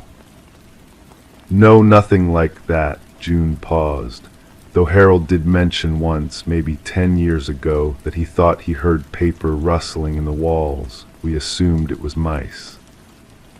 After hanging up, Meredith called the county records office. The clerk informed her that before the Whittakers, the house had been owned by Elliot Danning, a widower who had purchased it in 1968. Before that, the property records were spotty, a gap in the database that the clerk attributed to a courthouse fire in the early 60s. Thomas recommended calling the police, but Meredith hesitated. What would I tell them? That I found paper birds in my ceiling? They'd think I was wasting their time. Instead, she asked Thomas to enlarge the opening so they could investigate further. He was reluctant, but eventually agreed, returning the next day with a ladder tall enough to reach the top of the shaft. The paper cranes, upon closer inspection, were not all made from random materials. Many contained fragments of handwritten letters, diary entries, and what appeared to be medical notes. One crane, unfolded carefully by Meredith, contained a partial letter that read, "Cannot continue this way. If anyone discovers what we've been, the rest had been cut off." When Thomas climbed the ladder and examined the mirror at the top, he discovered it was mounted on a thin piece of plywood that could be pushed aside. Behind it was, as they had glimpsed from below, another hatch, this one secured with 3 heavy bolts from the opposite side. "This doesn't make any sense," Thomas said, descending the ladder. "According to the blueprints, there's nothing above this space except the roof. There shouldn't be another room up there, and there's no access to it from anywhere in the house." Meredith spent that night in a local motel, unable to sleep under the knowledge of what lay hidden in her ceiling. The next morning, she contacted a structural engineer who arrived that afternoon with ground-penetrating radar equipment. The engineer's findings were baffling. Beyond the bolted hatch appeared to be a small room, approximately 8 feet square. It had no other entrance or exit, no door connecting it to any other part of the house, no window to the outside world. It was, for all intents and purposes, a sealed chamber within the roof structure. Detective Sarah Liang arrived at 4:30 p.m. that same day, accompanied by a forensic technician. After examining the shaft and the paper cranes, she made a call to the station, requesting permission to breach the upper hatch. "We need to be prepared for what we might find," she told Meredith quietly. "Hidden spaces like this, they're rarely innocent." At 6:18 p.m., with Meredith waiting nervously in her kitchen, the police cut through the bolts and opened the upper hatch. What they discovered would subsequently occupy 3 columns on the front page of the Maplewood Gazette and become the subject of a 48 hours special 6 months later. The sealed room contained a single chair facing the hatch, a small desk with a journal, and hundreds more paper cranes hanging from the ceiling. The walls were covered with photographs of the house specifically, photographs taken through windows from outside, spanning decades based on the changing styles and quality of the images. Many showed the Whittakers going about their daily lives, unaware they were being observed. Others showed previous residents, including several of a young woman who, based on her clothing and hairstyle, appeared to have lived in the house in the 1960s. The journal belonged to someone named E, who described in meticulous detail watching the house's occupants over a 30-year period. The writer claimed to have constructed the hidden room in 1969, shortly after purchasing the property, and had apparently accessed it via a system of ladders placed against the exterior of the house during the occupants' absences. The final entry, dated September 12, 2017, read simply, "They're selling. I must prepare for new eyes." Elliot Danning, the owner before the Whittakers, had allegedly died in 2017 at age 88 in a nursing home in Portland. Detective Liang immediately contacted the facility, only to discover that while Danning had indeed been a resident there, he had never been visited by family or friends during his 3-year stay.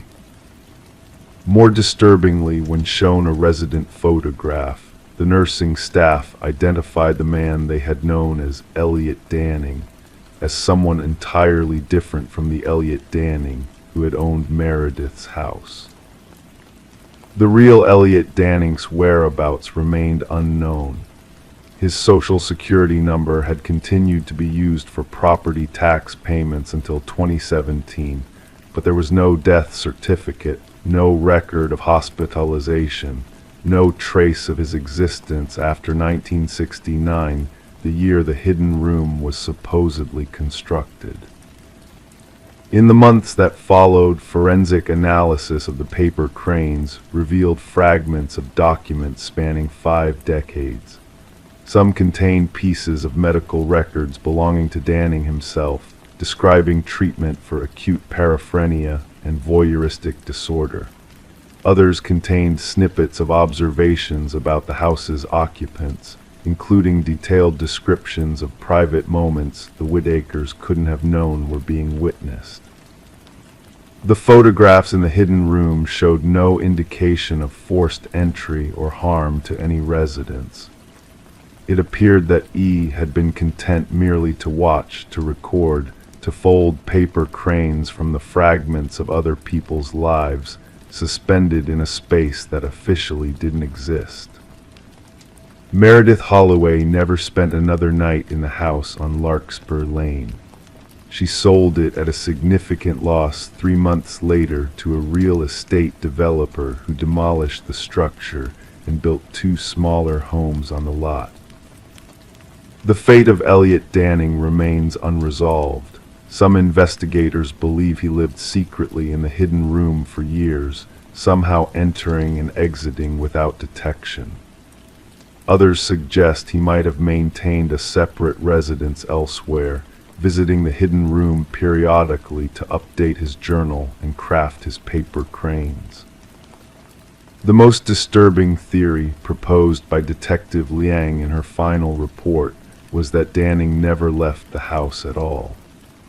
Ground-penetrating radar scans of the property, conducted after Meredith vacated, revealed several anomalous spaces within the foundation that were never fully explained.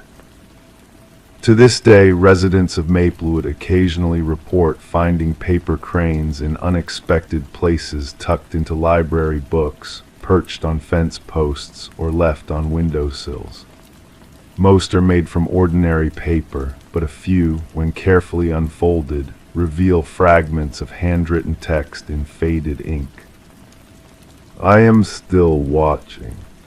Crime 9, under blacklight, the headboard lit up with scratches, long, repeated lines and strange symbols, all centered around a crude drawing of a figure with no eyes. On the pillowcase, written in faded marker, "She sleeps beneath us." The bedroom belonged to 17-year-old Meredith Calloway, a high school senior from the small riverside town of Millbrook, Connecticut. Her room, like most teenage girls, was a testament to her identity. Photographs of friends pinned to a corkboard, academic awards displayed proudly beside concert tickets, and a collection of vintage cameras her grandfather had given her before his passing. Meredith was what adults called an old soul. She volunteered at the local library on weekends, maintained a 4 GPA, and had already been accepted to Wesleyan University with a partial scholarship. Her friends described her as thoughtful, sometimes distant, but always reliable. Her mother, Eleanor, a widow who worked as a nurse at Millbrook General, often bragged about how she never had to worry about Meredith. "Some kids need constant supervision," she'd tell her colleagues.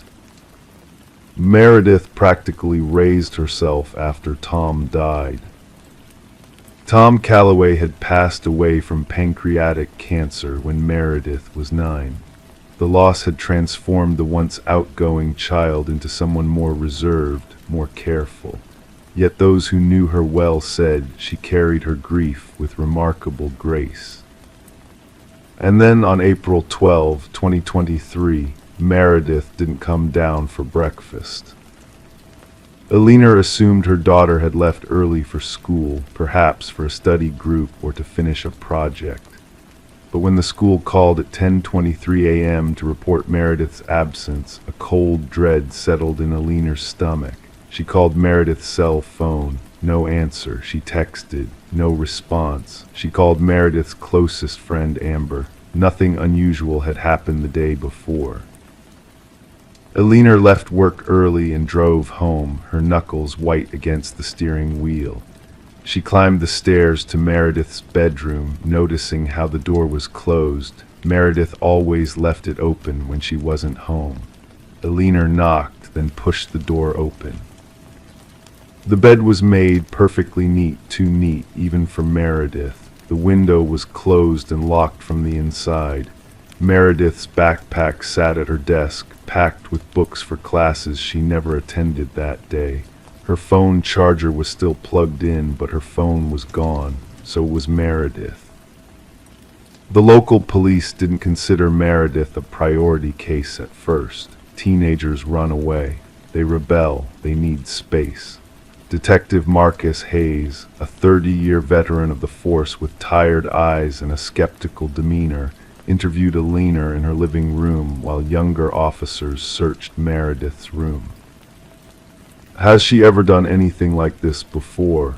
Hayes asked, his pen hovering over his notepad. "Never," Eleanor whispered. "She wouldn't worry me like this, not Meredith." Hayes nodded, unconvinced. Any problems at school, boyfriend troubles, drug use? Eleanor shook her head at each suggestion. Meredith didn't date. She was focused on college, on her future. She barely went to parties. It was Officer Tamara Reed who first noticed something strange in Meredith's bedroom. A young officer just 3 years out of the academy, Reed had been assigned to photograph the room. Standard procedure, but something about the bed bothered her. It was two perfect hospital corners, pillows arranged symmetrically. Reed had been a resident advisor in college. She knew how teenagers made beds. This wasn't it. "Detective Hayes," she called. "You might want to see this." Reed had brought a blacklight, standard for detecting bodily fluids at potential crime scenes. But what illuminated on Meredith's headboard wasn't what anyone expected. Scratches, dozens of them. Some appeared to be letters in no recognizable alphabet. Others formed patterns that almost resembled stick figures or crude maps, and centering it all, a figure without eyes. Below it, barely visible on the white pillowcase, "She sleeps beneath us." The investigation changed course immediately. Crime scene technicians were called. The house was cordoned off. Eleanor was moved to a hotel while investigators tore through the Calloway home. They removed floorboards beneath the bed. They examined the walls with thermal cameras. Ground-penetrating radar was brought in to scan the foundation of the house. They found nothing beneath the bed, nothing in the walls, nothing in the foundation. But they did find something else. When they removed Meredith's mattress, there was a small journal wedged between the box spring and the frame. Its pages contained Meredith's neat handwriting, documenting what appeared to be dreams or perhaps something else. March 3, the scratching started again last night. It's coming from inside the headboard, I think. Mom can't hear it. I tried recording it, but nothing shows up on the audio. March 10, I saw her today, standing at the foot of my bed when I woke up at 3:17 a.m. She doesn't have eyes, but somehow I know she was looking at me. When I turned on the light, she was gone.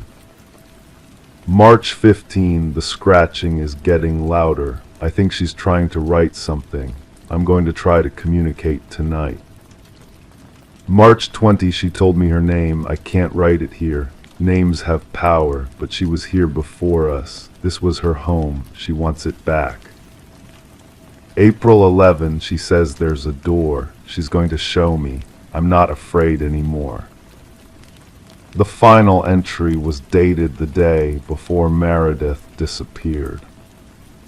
The investigators found no evidence of forced entry. All doors and windows had been locked from the inside. Meredith's winter coat still hung in the closet, even though April nights in Connecticut remained cold. Her wallet, containing $43 and her ID, sat on her desk. Security cameras from neighboring houses showed no one entering or leaving the Calloway home that night.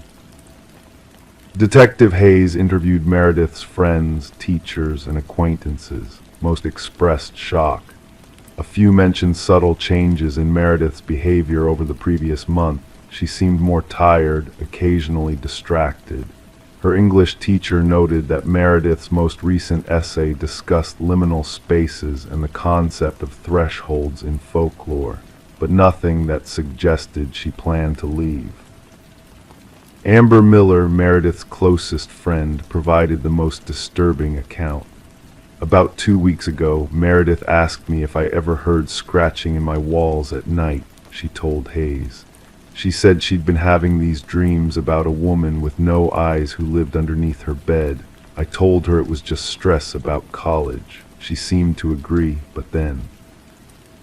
Amber hesitated, twisting a friendship bracelet on her wrist, one matching a bracelet Meredith wore. "Then what?" Hayes prompted. Then she showed me her headboard. She had this little UV flashlight her dad had given her years ago. She turned off the lights and shined it on the wood. There were these scratches. She said they weren't there before, that they appeared overnight. I thought maybe she was doing it herself in her sleep or something, but she seemed really freaked out. 3 weeks into the investigation, they found Meredith's phone. It was inside her own desk drawer, shut off, the battery dead. When they charged it and accessed her search history, they discovered dozens of searches about local history, house foundations, and something called threshold spaces. The most frequent searches involved the history of the land where the Calloway house now stood. Before the subdivision was built in the 1970s, the area had been farmland belonging to the Walker family. According to town records in 1894, the eldest Walker daughter, Abigail, had gone missing. Her body was never found, but rumors persisted that she had been buried somewhere on the property by her own father after she threatened to expose some family secret. Alina couldn't bear to stay in the house after Meredith's disappearance. She put it on the market, priced well below value.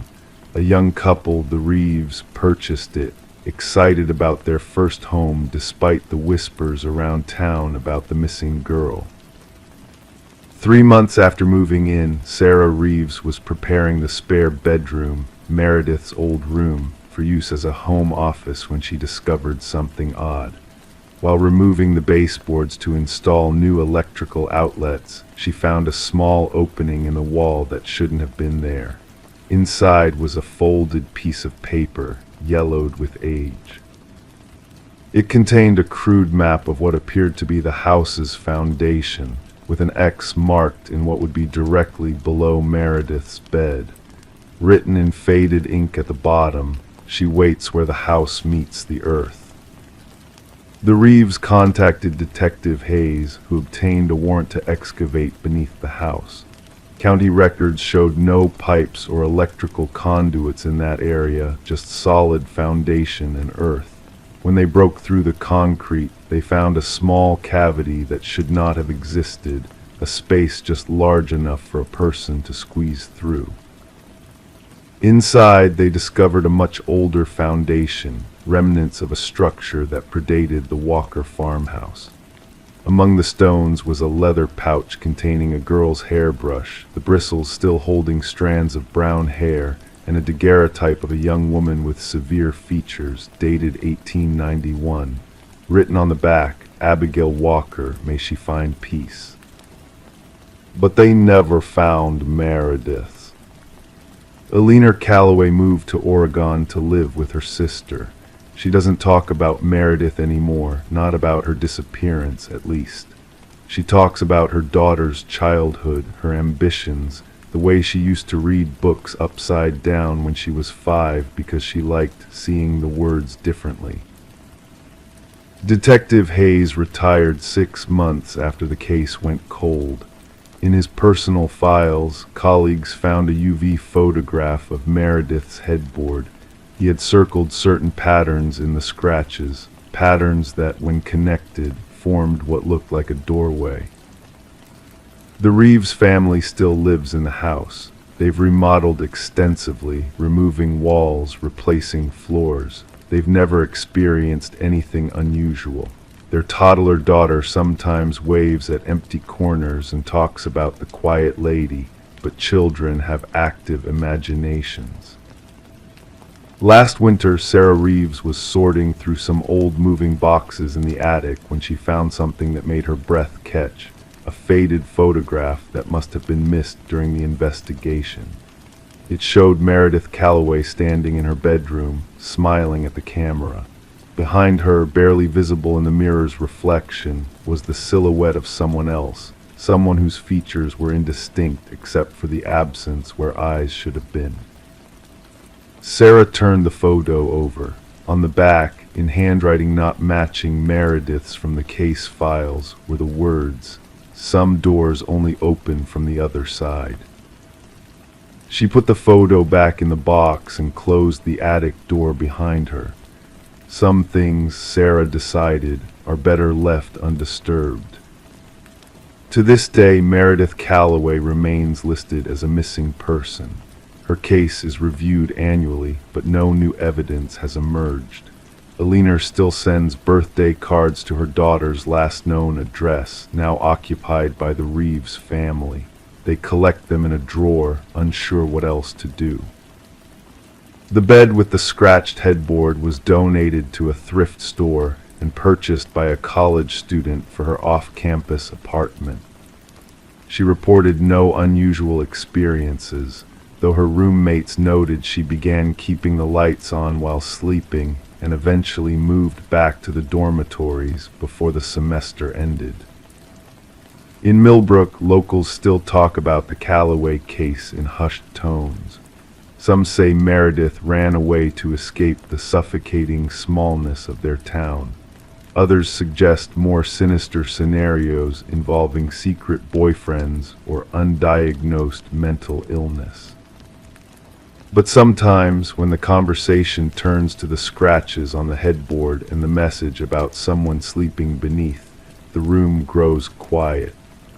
Because everyone in Millbrook knows that the ground their houses stand on holds more history than any of them can truly comprehend. And some doors, once opened, cannot be closed again. Story 10, the aged envelope sat in the detective's hands, its worn edges tinged with yellow, yet the stamp bore the freshness of recent mailing. With cautious precision, Detective Sarah Morgan unfolded its contents, a lone sheet of paper, bearing a message typed in a hurried, uneven script.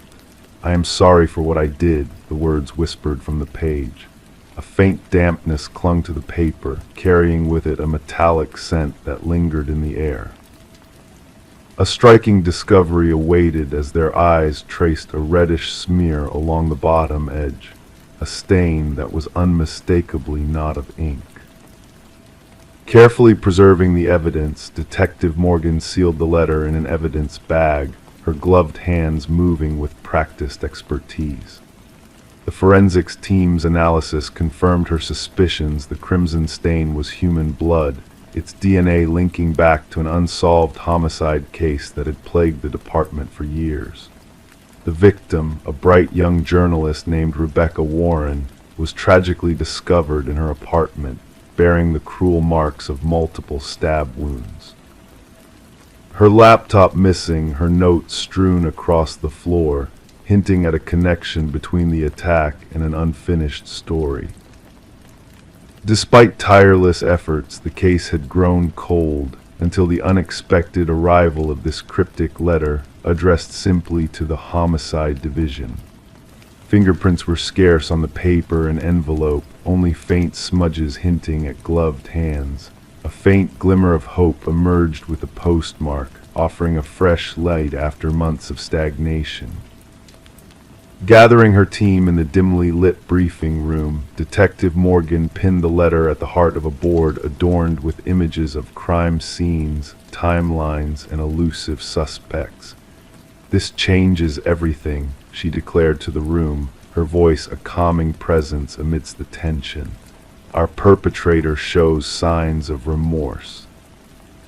Detective James Chen, her steadfast partner in this ongoing investigation, scrutinized the letter thoughtfully. "Or perhaps it's a charade, a ploy to deceive us," he proposed.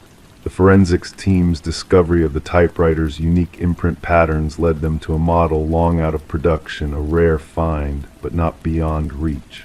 They embarked on a quest, reaching out to antique aficionados across the region in pursuit of this elusive lead. As the inquiry gained momentum, they delved deeper into Rebecca's life, uncovering her relentless pursuit of truth and justice. Her investigation into a prominent family embroiled in local politics had unearthed secrets best left buried. The shadow of suspicion fell on her boyfriend, Michael Barnes, whose demeanor shifted subtly upon the emergence of the incriminating letter. A second missive arrived, echoing the first in its ominous tone. The confession within hinted at a dark truth: Rebecca's knowledge had posed a threat to the family's secrets, ultimately leading to her tragic demise. The trail of clues wound its way to the opulent mansion of the deceased patriarch, where interviews with the eldest son, Richard, unveiled a chilling collection of antique typewriters. Suspicion crystallized when microscopic fibers on the envelopes linked back to custom, stationery exclusive to the family's youngest daughter, Eleanor. Her revelation of Richard's request to borrow the stationery weeks prior raised red flags. A search of Richard's abode unearthed a hidden chamber, brimming with incriminating evidence: a vintage typewriter, blood-stained letters, and a chilling connection to Rebecca's murder. The intricate web of deceit unfurled further as financial records exposed a clandestine alliance between Richard and Michael, shedding light on a sinister conspiracy. Confronted with the weight of his guilt, Michael confessed to unwittingly setting a tragic chain of events in motion, driven by his fear and misplaced trust. A pivotal moment arrived with Aliner's disclosure of a damning recording, capturing Richard's sinister resolve to silence Rebecca permanently. In a dramatic turn, Richard's facade crumbled as he attempted to flee, only to be apprehended by the long arm of justice. The courtroom saga unfolded, painting a portrait of greed, betrayal, and the irrevocable consequences of one fateful decision. As the gavel fell, sealing Richard's fate, Detective Morgan approached Rebecca's grieving parents with a silent gesture of solace. Though justice could not heal their wounds, the resolution offered a semblance of peace. The blood-stained letters now lay dormant in evidence storage, a poignant reminder that even the most meticulously orchestrated crimes leave behind indelible traces, and that the shadow of remorse, whether genuine or feigned, can unravel the most elaborate of schemes. Rebecca Warren's case endured as a cautionary tale in the annals of detective lore, a testament to the enduring power of intuition and the profound weight of guilt that can tip the scales of justice. Story 11: The Enigmatic Manor. New homeowners perceived it as a mere peculiarity, the crackling of the old intercom system late at night, a relic from a bygone era, reconfigured but left to gather dust in obscurity. However, one fateful night, curiosity gripped the husband, prompting him to press the button. A whisper emanated through the aged speaker, sending shivers down his spine. "Why did you come back?" Startled, he recoiled, his hands trembling. Standing behind him, his wife uttered softly, "I never said that." The Victorian manor stood serenely amidst ancient oak trees, its weathered facade concealing a modernized interior. Daniel and Meredith Parker, drawn to history, had acquired the property at an unexpectedly reasonable price, despite the unease of the real estate agent during the showing. The vintage intercom system, interlinking all rooms, had captivated the Parkers with its nostalgic charm. Detective Sarah Reeves arrived at the property, the gravel murmuring beneath her unmarked vehicle's tires. Initially reported as a possible break-in, the dispatcher's tone hinted at a deeper enigma. Daniel Parker, a tall figure with a pallid complexion, greeted Detective Reeves at the entrance, leading her through the grand foyer. "It all began with the intercom," he recounted, his voice laden with unease. First static, then whispers, eventually coherent sentences. "My wife doubted me until she heard it too." In the living room, Meredith sat rigid on an antique sofa, her grip tight on a steaming mug left untouched. Without preamble, she divulged, "We uncovered something hidden behind the wall." Daniel was expanding the kitchen pantry, and behind the drywall her voice faltered. Concealed within the wall, encased in deteriorating plastic, lay a small leather-bound journal. Detective Reeves cautiously flipped through its fragile pages, revealing the elegant yet frenzied script of Aliner, the previous owner. Aliner's entries hinted at her growing apprehension towards her husband Vincent's malevolent intentions. "The last entry dates back 30 years, Daniel elucidated. After that, silence. The former owners mentioned acquiring the property from an elderly man who relocated to a retirement community. Investigative efforts unveiled the dark past of Vincent and Aliner Blackwood, the erstwhile owners of the house. Records indicated Vincent sold the house following Aliner's purported departure, devoid of any divorce filings or financial activities in Aliner's name post her final journal entry. A thorough examination of the property unearthed anomalies beneath the garden shed's concrete foundation, confirmed by ground-penetrating radar. As the investigators breached the aged concrete, The truth materialized a skeleton of a woman in her 40s, bearing signs of blunt force trauma to the skull. Among the remains gleamed a gold wedding band inscribed, "To Alina, my eternal love." The evidence mounted against Vincent Blackwood swiftly. Now aged and residing in a care facility, Vincent comprehended the gravity of the charges. His chilling response to the evidence sent a shiver down Detective Reeves' spine. "She wouldn't cease her prattle," Vincent uttered with an eerie calm. "Through that cursed intercom, incessantly checking on me, interrogating me. I disconnected it, but she reinstated it, claiming she desired constant contact regardless of my location in the house." His vacant gaze met theirs. "I merely sought solitude." In his confession, Vincent unveiled his meticulously crafted deception of Alina's abandonment, even forging postcards from her alleged locations to neighbors. For years, he dwelt in the house, walking daily over the concrete concealing his wife's remains. The trial concluded swiftly, with Vincent pleading guilty to the heinous act. The sentencing judge acknowledged the premeditated nature of the crime and the decades-long web of deceit. Daniel and Meredith eventually relinquished the house, unable to endure its ominous history.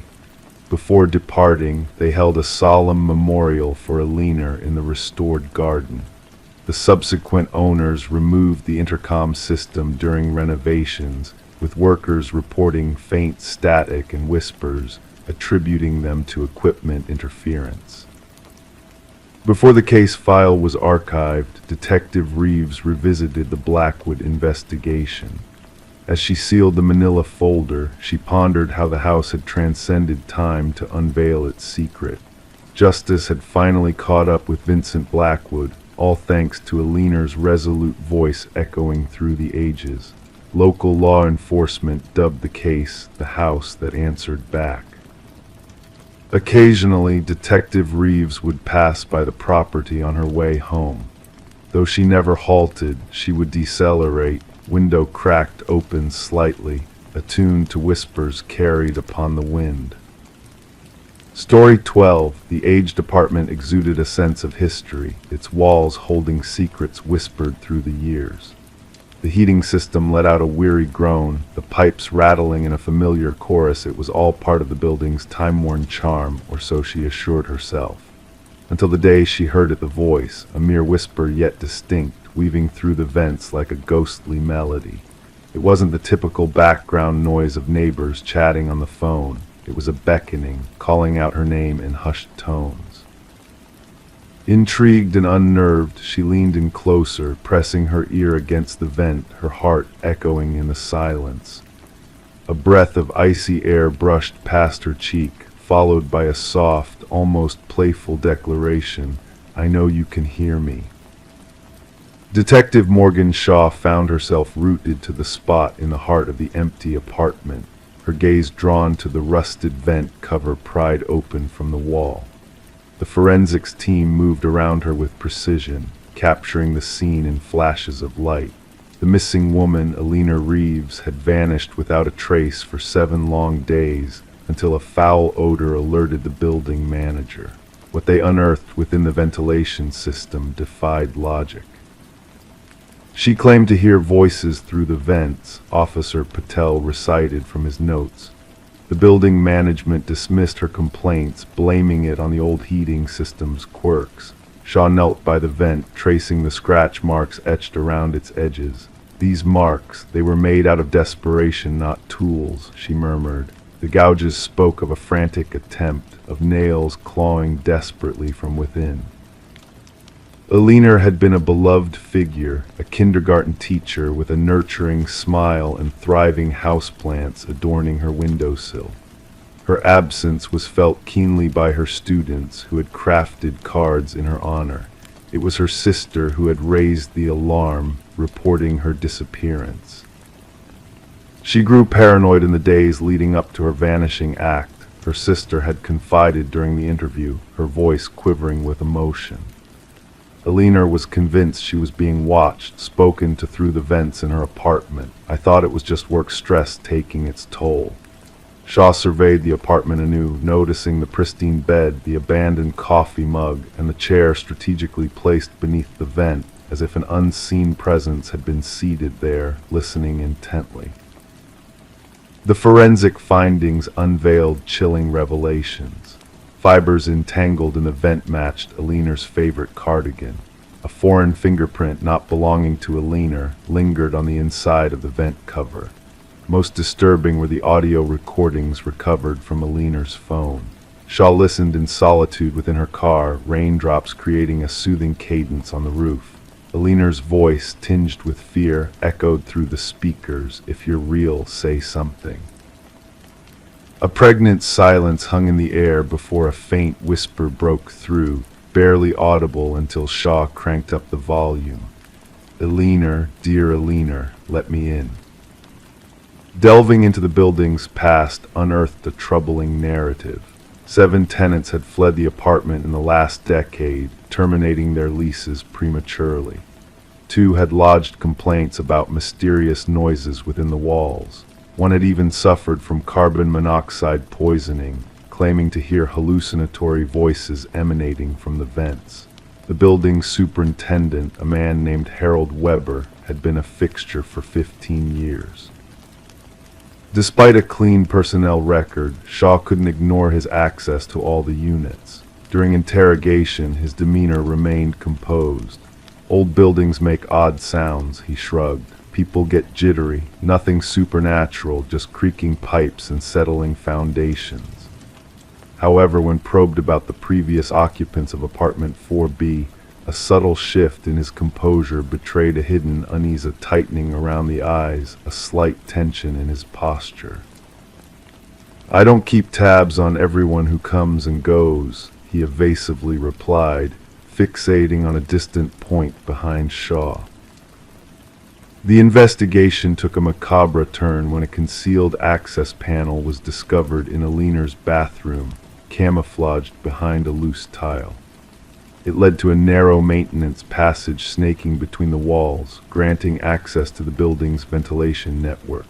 Inside this clandestine space, a cache of items was unearthed: a flashlight, a water bottle, discarded food wrappers, a testament to someone's covert residency within the walls, observing, listening, whispering.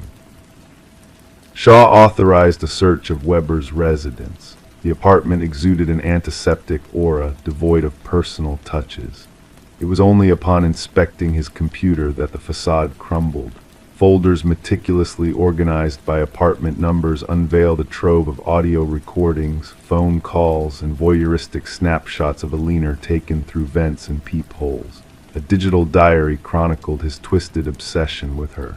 "She senses my presence now," one entry inscribed. "She awaits me. Soon she will join me within the walls." The damning evidence surfaced from a storage unit leased under Weber's name, containing relics pilfered from past tenants, trinkets, photographs, garments preserved as macabre trophies, a shrine to his relationships with the individuals he surveilled. Weber was apprehended while attempting to flee on a nocturnal bus. Surrendering without resistance, he wore a serene smile as the handcuffs snapped shut. "They all succumbed to my whispers eventually," he confided to Shaw during interrogation. "The building speaks through me, reaching out to them." The coroner's report disclosed a harrowing truth: Alina had been alive when she ventured into the ventilation system, likely lured in through the covert passage. Traces of sedatives in her system hinted at manipulation.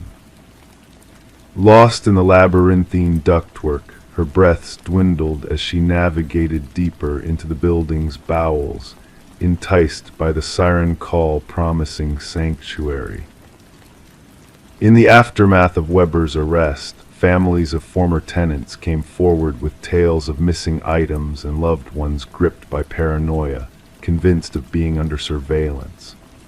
A pattern emerged spanning years: a predator concealed within the walls, selecting victims, manipulating them through whispered illusions. At trial, Weber maintained an eerie calmness, his defense weaving a narrative of delusions symbiotically linked to the building. The prosecution countered with evidence of meticulous scheming. The tampered vents, the hidden passages meticulously maintained, the detailed dossiers chronicling his victims' routines. The jury swiftly rendered their verdict after a brief deliberation guilty on all charges.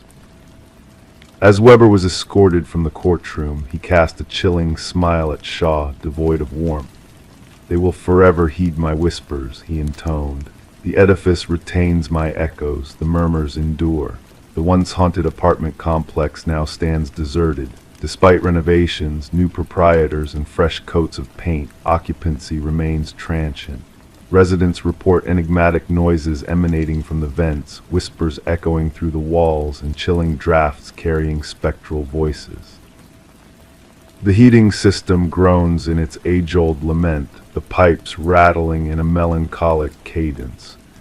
It's dismissed as routine, a mere quirk of an ancient building, or so they try to convince themselves. Story 13. The worn wooden plank shifted under her weight, drawing her gaze downward. Intrigued, she knelt to inspect the disturbance, feeling the subtle irregularity beneath her fingertips. The floor, once solid and unassuming, now hinted at secrets concealed within its depths. With a delicate touch, she lifted the boards, revealing a hidden passage that slumbered beneath the foundation of her new abode. In the dim light, she discerned the outlines of forgotten furnishings: a mattress, a solitary chair, and nestled in a corner, a weathered notebook adorned with a familiar name repeated throughout its pages her own. Detective Morgan Reed observed silently as Sarah Coleman peered into the shadowy recess below her home, her expression a tapestry woven with fear and disbelief. It wasn't simply the discovery of a hidden chamber that unsettled her, but the violation of her sanctuary by an unseen malevolence. "Refrain from disturbing anything further," Detective Reed's voice, steady and reassuring, cut through the tense silence. She flicked on her flashlight, casting a gentle glow that unveiled a macabre collage adorning the wall's photographs capturing Sarah's every movement, a chilling testament to an unseen watcher's obsession. Sarah had acquired the quaint cottage from the estate of a reclusive man named Walter Green, a solitary figure who had departed this world without kin. The property had stood vacant for months, its enigmatic past shrouded in silence. The real estate listing had painted a picture of charm and promise, devoid of any mention of the sinister chamber lurking beneath its floorboards. "I never crossed paths with him, the previous owner," Sarah murmured, her voice barely above a whisper. "The neighbors spoke of his seclusion. I was told that basement access had been sealed off long ago. That's what the inspection report claimed." As the crime scene investigators descended upon the scene, their tools clunking softly against the wooden flooring, they meticulously documented the eerie tableau, retrieving the mattress, chair, and notebook from their clandestine sanctuary.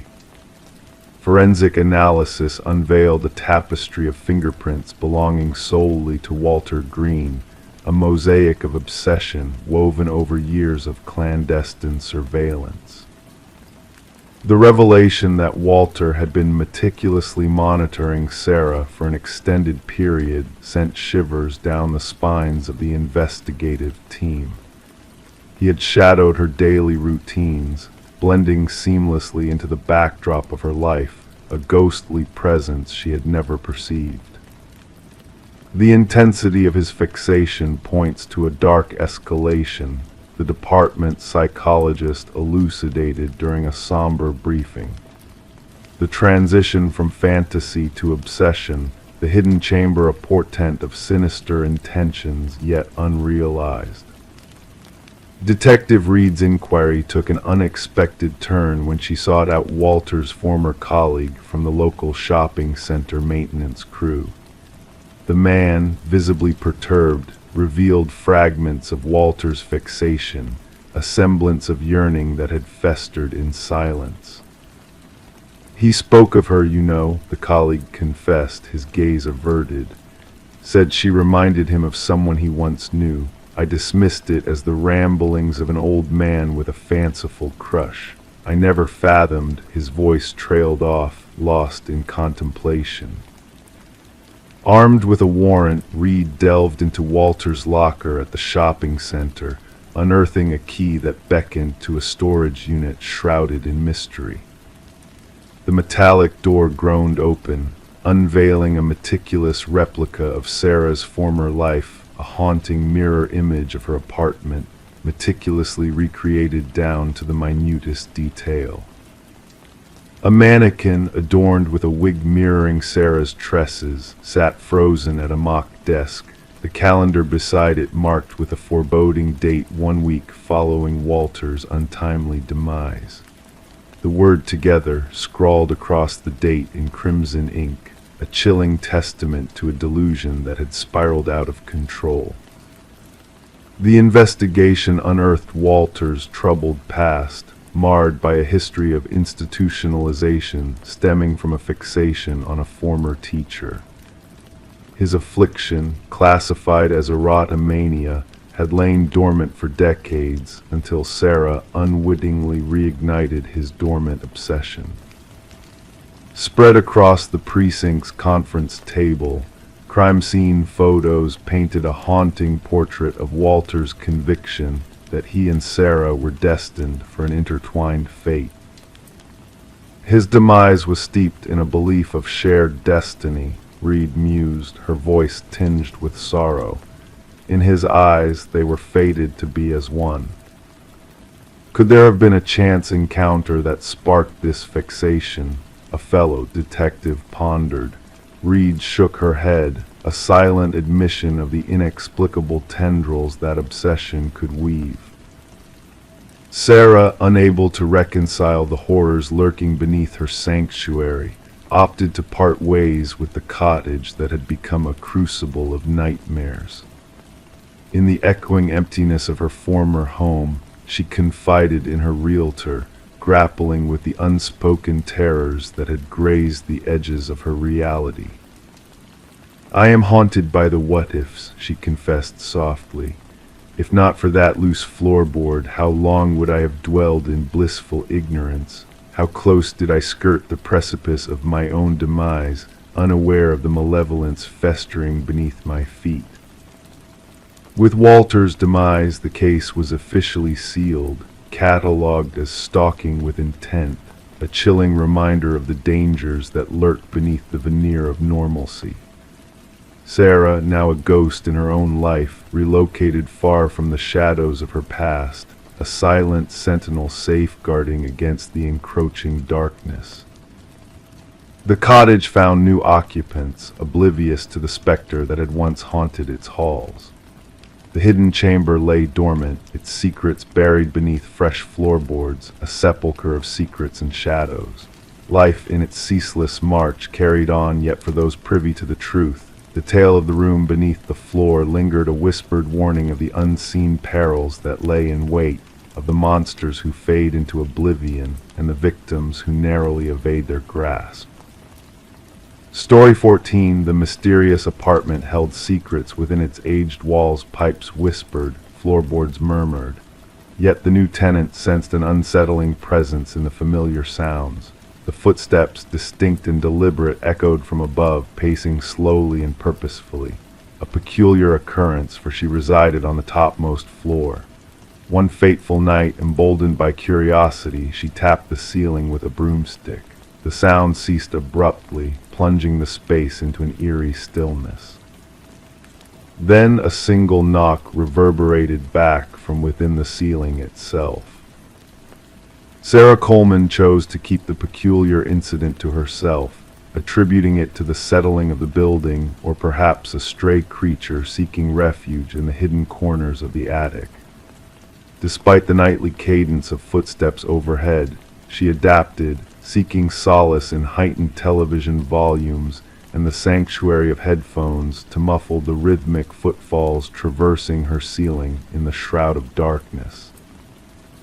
Detective Morris was drawn into the enigma of the apartment when a maintenance worker stumbled upon a concealed crawlspace while conducting routine repairs. In a bid to mend a water leak in the hallway outside Sarah's residence, the worker removed a section of drywall, unveiling a narrow passage that defied the building's architectural blueprints. Illuminated by a beam of light, the covert space revealed a makeshift living quarters adorned with remnants of human habitation, a blanket, food wrappers, water bottles, and a weathered notebook. Prompted by the discovery, the building superintendent promptly contacted the authorities. Detective Morris, accompanied by his partner Detective Rivera, arrived at the scene to find the maintenance worker visibly shaken, repeating a chilling refrain. Someone dwelled within the walls, someone observed. The weathered notebook chronicled intricate details of Sarah Coleman's life, her routines, visitors, dining preferences, entertainment choices, bathing times, and sleep patterns. The meticulous handwriting transitioned from order to chaos, interspersed with cryptic symbols in the margins. The final entry lamented, "The subject no longer acknowledges my presence. She defies me. No one defies me." Forensic experts meticulously combed the crawl space, uncovering fingerprints that eluded identification in existing databases. Delving deeper, they unearthed a labyrinthine network of passages intricately woven into the building's structure, some dating back decades according to structural assessments. The passages interconnected 5 distinct apartments, culminating in observation points disguised as innocuous fixtures or minor imperfections, with Sarah Coleman's abode as the focal point. Residents of the present professed ignorance of any anomalies beyond the customary sounds of communal living. Conversely, former occupants recounted unsettling experiences of feeling scrutinized or encountering inexplicable disturbances. 3 predecessors of Sarah's tenancy confessed to a sense of being under surveillance, prompting one to vacate after a mere fortnight. Fearful of ridicule, none had divulged their misgivings. A breakthrough emerged when microscopic blood spatter was discovered in one of the concealed passages, linked through DNA analysis to Martin Weaver, a former occupant who had vanished without a trace 4 years prior. His disappearance had stymied authorities, his family's futile search yielding no closure. Martin had resided directly beneath Sarah's unit, and neighbors recalled his grievances regarding noises emanating from above. Confrontation with the reclusive tenant, Edward, preceded Martin's inexplicable disappearance, marking the onset of a sinister chain of events. Edward, a transient figure with a penchant for solitude, had traversed 6 apartment complexes over 2 decades, consistently favoring top-floor accommodations and evading social entanglements. A disquieting pattern emerged, punctuated by his abrupt departures post-confrontation. An unsettling recollection from a former neighbor depicted Edward as intense, fixated on silence. Investigative efforts unearthed Edward's rural property, unveiling a secluded cabin adorned with a macabre tapestry of surveillance, a collage of residents, architectural schematics, and meticulously documented observations. Central to the tableau were newspaper clippings chronicling the disappearances of 6 individuals, all former denizens of Edward's abodes. Beneath the chilling assemblage lay freshly disturbed earth, concealing the remains of his victims, a grim testament to his insidious pursuits. As forensic specialists endeavored to identify the fallen, Detective Morris revisited Sarah's abode, the concealed passages now sealed off. Yet whispers persisted among the residents of lingering echoes within the walls. During the installation of enhanced security measures, a cryptic find emerged, a contemporary notebook nestled in a corner where the ceiling met the wall. Its initial page bore a solitary message: my old refuge uncovered, yet my new abode eludes detection. Familiar script adorned its pages, culminating in a crude illustration of Sarah's dwelling, a crimson trail marking a clandestine passage and a looming date. Urgency gripped the authorities as they raced to secure Sarah, only to find her dwelling deserted, abandoned electronics, running water, and a cryptic message etched on a steamed mirror, "Look up." A removed ceiling panel above the shower unveiled a void, underscoring Sarah's peril and the looming threat of Edward's pursuit. The elusive Edward Mercer, a former construction artisan skilled in renovations, remains at large, his intricate knowledge of structures facilitating his covert network. Thermal scans of Sarah's residence bore no signs of occupancy within the walls, leaving her fate enshrouded in uncertainty. Linked to a string of vanishings spanning multiple states, Sarah Coleman's plight serves as a cautionary tale for landlords and inhabitants alike, for warning of concealed spaces and clandestine watchers. Haunted by the specter of Sarah's silent vigil, Detective Morris finds himself ensnared in nocturnal reverie, pondering the unseen ears that may linger in the shadows.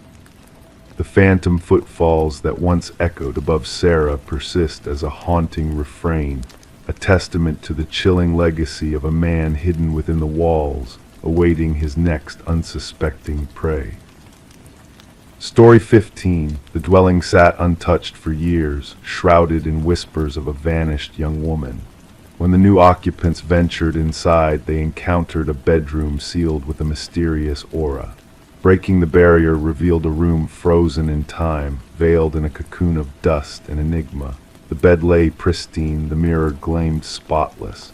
A solitary candle had withered to a mere memory, its essence spilled like crystalline tears. Amidst this eerie tableau, a notebook beckoned, its pages adorned with fresh ink. Detective Morgan delved into the journal as forensic experts combed for clues. The meticulous script belonged to Elise Winters, a ghostly figure lost to the shadows for 5 silent years. Her elegant penmanship wove a tale of meticulous precision until the final entry bore a weight of urgency. "I feel his eyes upon me tonight," her words echoed from the page. The familiar car circles unseen. My pleas for aid fall on deaf ears. Should fate intervene, no, it was no random chance. The detective sealed the notebook, preserving its secrets in an evidence vault.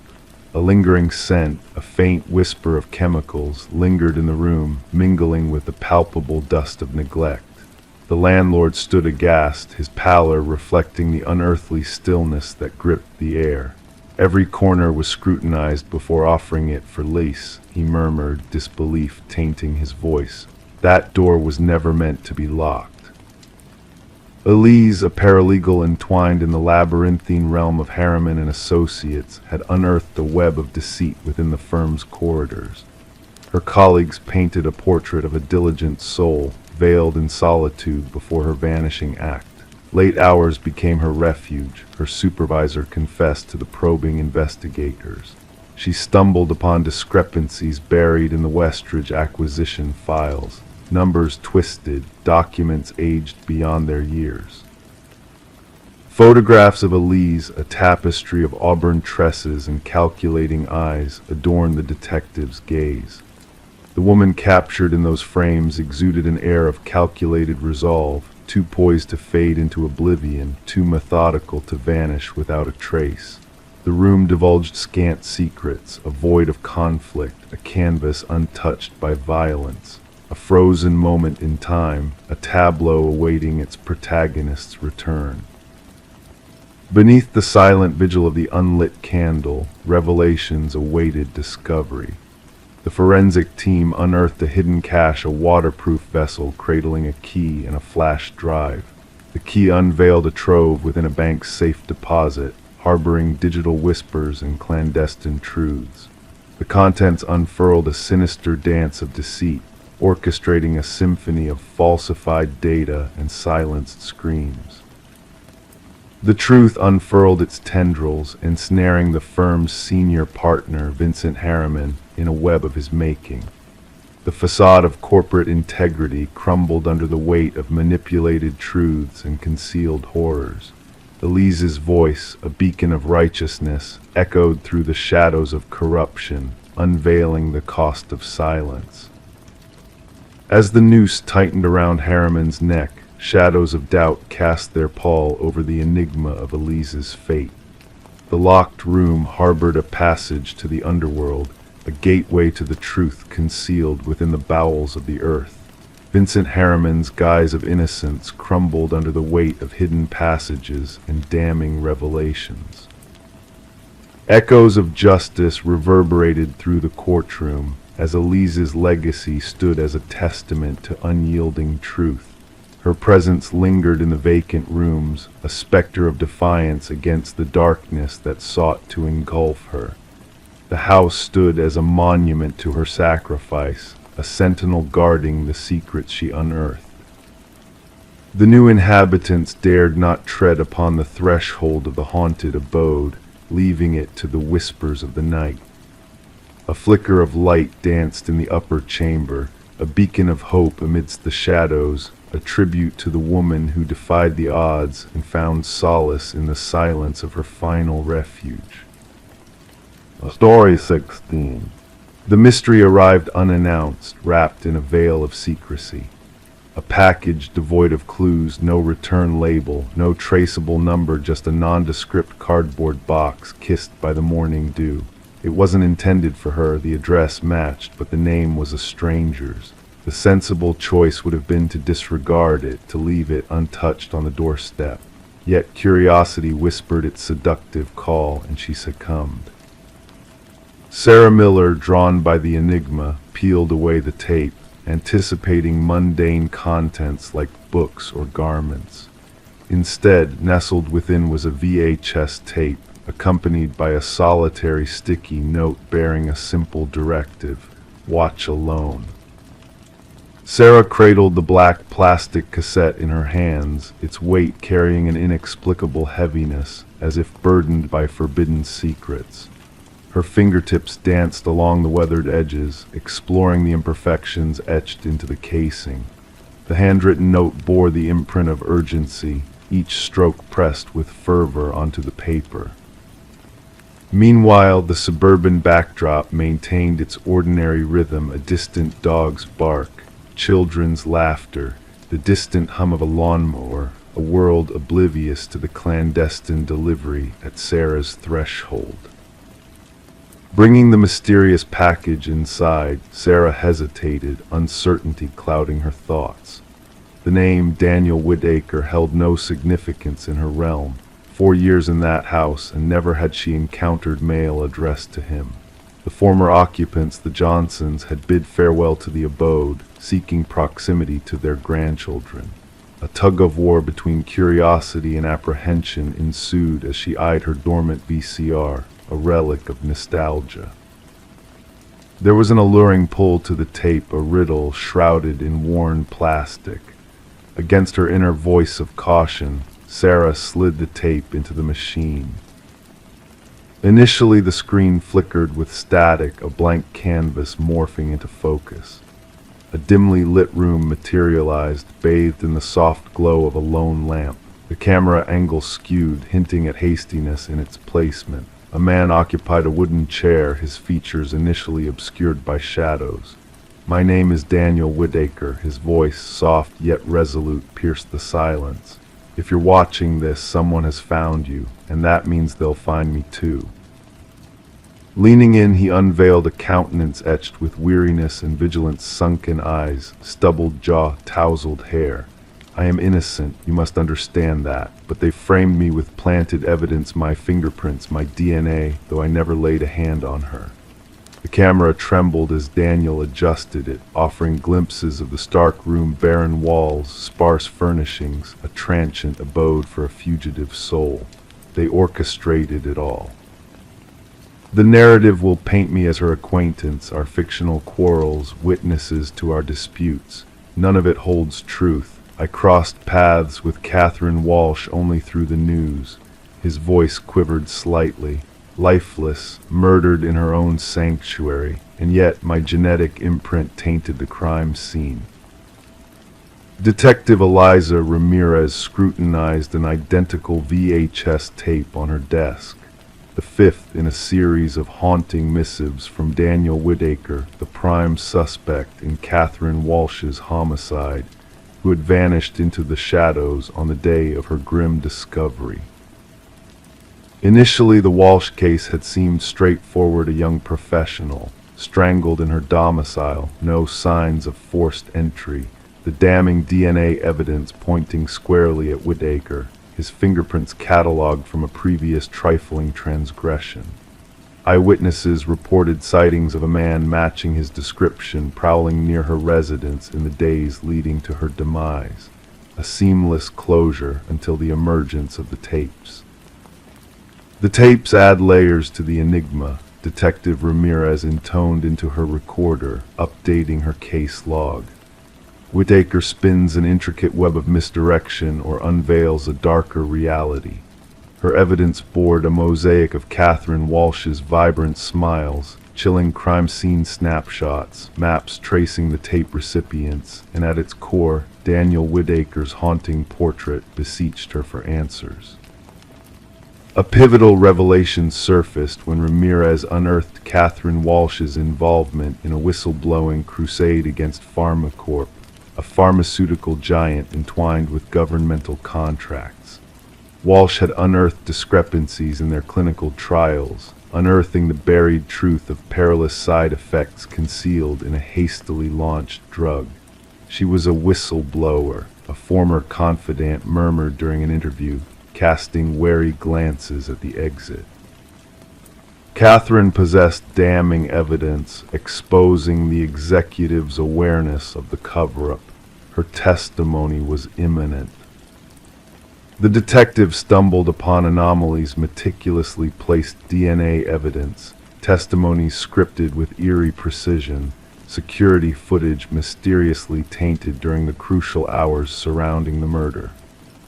Sarah Miller received a second package, a trove of incriminating documents, clinical reports, confidential memos, email transcripts, all bearing Catherine Walsh's digital seal of authenticity.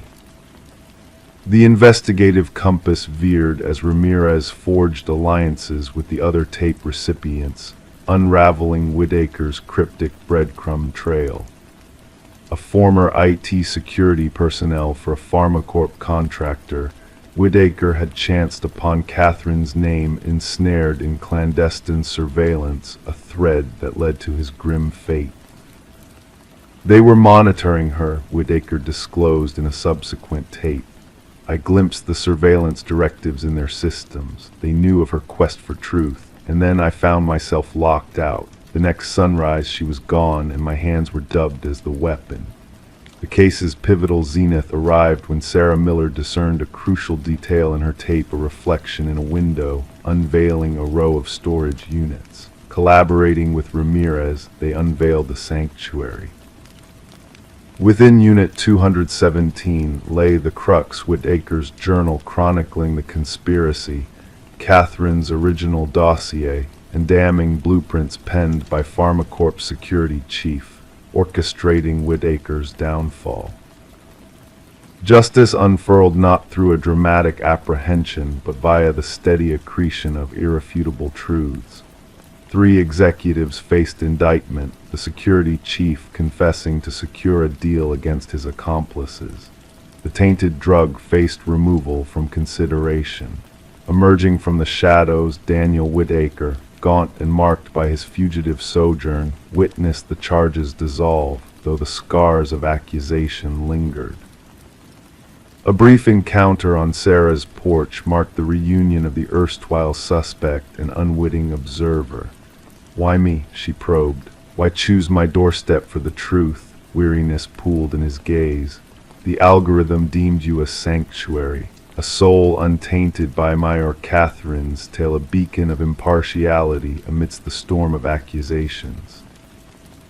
The one suspect and the inadvertent ally stood in silent communion, pondering the frail boundary between justice and crafted falsehoods. Sarah's voice punctuated the quiet air.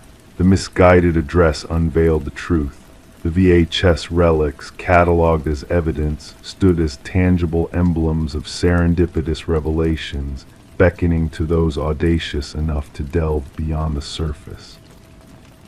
Story 17. In the small town nestled among whispering trees, there stood a house at the edge of the woods, shrouded in mystery. Its windows gazed out like darkened eyes, its porch bowed with the weight of untold years. No one in the town spoke of it, as if the very mention of its existence would invite unseen forces to stir. No one claimed ownership, no one recalled its origins. It simply stood, silent and brooding, a forgotten relic of the past. One fateful day, a group of hikers strayed too close to the house's looming presence. As they drew near, a chill settled over them, and their eyes fell upon a peculiar site names etched into the wooden siding, engraved deep as if to serve as ominous markers. Among these names, at the very bottom, gleamed one freshly carved, untouched by time or weathering, a name unfamiliar to all who beheld it, a name that sent shivers through the group. A call pierced the stillness of the night, echoing through the corridors of the local dispatch. It was Mason Wright, the leader of the hikers who had stumbled upon his own name etched into the abandoned house. The responding officers anticipated a routine report of trespassing, perhaps a juvenile prank gone awry, but what awaited them defied all logic and reason. Detective Sarah Keller arrived at the scene as dusk descended, her flashlight cutting through the shadows to reveal the weathered facade of the enigmatic structure. The names, 27 in total, cascaded down the eastern wall like haunting whispers of the past. Some names had blurred with age, almost fading into obscurity against the worn wood, while others remained sharp and distinct as if freshly carved. And at the base of this macabre list stood Mason Wright, the carving still bearing the scent of newly hewn wood.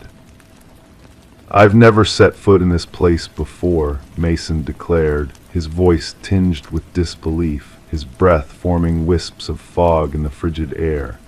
"How could anyone know my name here?" The investigation commenced with thorough background checks on each name adorning the wooden wall. The findings sent a chill down the spines of the detective team. Every name corresponded to a person reported missing over the span of 4 decades. Some cases had grown cold with time, while others remained open, a haunting specter in the minds of those left behind. Yet a common thread bound them all: the individuals had vanished while hiking alone, swallowed by the unforgiving embrace of the woods. Forensic experts meticulously documented each carving, noting the varying depths, styles, and weathering patterns. The oldest name, that of Rebecca Hansen, harkened back to a disappearance 37 years prior, a tale of a young woman who ventured into the forest and never returned, leaving behind only a solitary hiking boot by a babbling stream.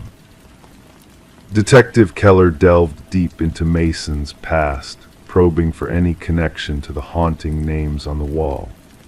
His account remained unwavering: no ties to the area beyond this ill-fated hiking trip with his college companions, no link to the other missing souls immortalized on the wooden canvas.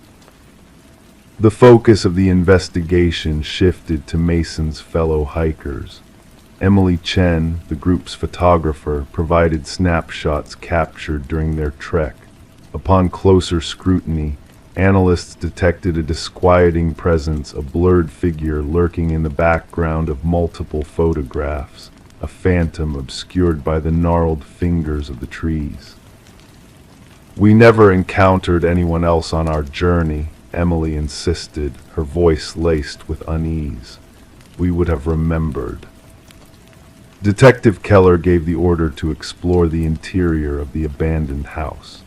Within its desolate confines, layers of dust veiled every surface, broken furniture lay strewn about in disarray. Yet it was in the basement that a sinister tableau awaited discovery. Personal effects belonging to the vanished hikers lay meticulously arranged on wooden shelves, watches frozen in time, backpacks laden with memories, cameras capturing moments forever lost, wallets holding secrets untold. Each item bore a name corresponding to those engraved on the exterior wall, a chilling testament to a malevolent purpose. As the evidence technicians meticulously cataloged the grim tableau, hidden truths began to emerge beneath the harsh glare of ultraviolet light. Traces of blood, stubborn stains on the concrete floor, a silent witness to untold horrors futilely scrubbed away. Though no bodies lurked beneath the house's floorboards, the keen noses of cadaver dogs led the investigators to the dense heart of the surrounding forest, where the earth whispered of long-buried secrets. Amidst the intensifying scrutiny, Detective Keller noted a disturbing shift in Mason's demeanor. He recounted eerie incidents, muffled whispers caressing his windows, enigmatic footprints leading to his doorstep, but never away, spectral figures haunting the fringes of his vision. The authorities assigned a constant guard to shield him from the encroaching darkness, yet paranoia gnawed at Mason's sanity like a relentless beast. A breakthrough materialized when historical records unearthed a forgotten chapter buried in county archives. The house had once belonged to a reclusive hunter named Victor Blackwood, a phantom figure who had faded into obscurity 15 years prior without a trace. Neighbors spoke in hushed tones of fleeting glimpses of a gaunt, towering specter who shunned human contact, a specter who now loomed large in the shadows of the past. Armed with a warrant, Detective Keller spearheaded an expedition into the labyrinthine heart of the encompassing forest. What the search party stumbled upon sent shivers down their spines, a network of rudimentary hunting blinds cunningly positioned along frequented trails, a silent testament to a predator's meticulous calculations. Nestled within one blind lay a weathered journal, its pages a chilling chronicle of Victor Blackwood's descent into madness. From hunting beasts to hunting men, the entries evolved, each word a macabre symphony of twisted intent, detailing the selection and pursuit of his unwitting prey. A manhunt spanning multiple jurisdictions was swiftly launched in pursuit of Blackwood. Helicopters scoured the canopy with thermal eyes, while tactical units combed every crevice and cranny for the elusive quarry. Yet the phantom hunter eluded their grasp, slipping through their fingers like mist. Mason Wright's whereabouts became a haunting enigma, his presence dwindling like a flickering candle in the night.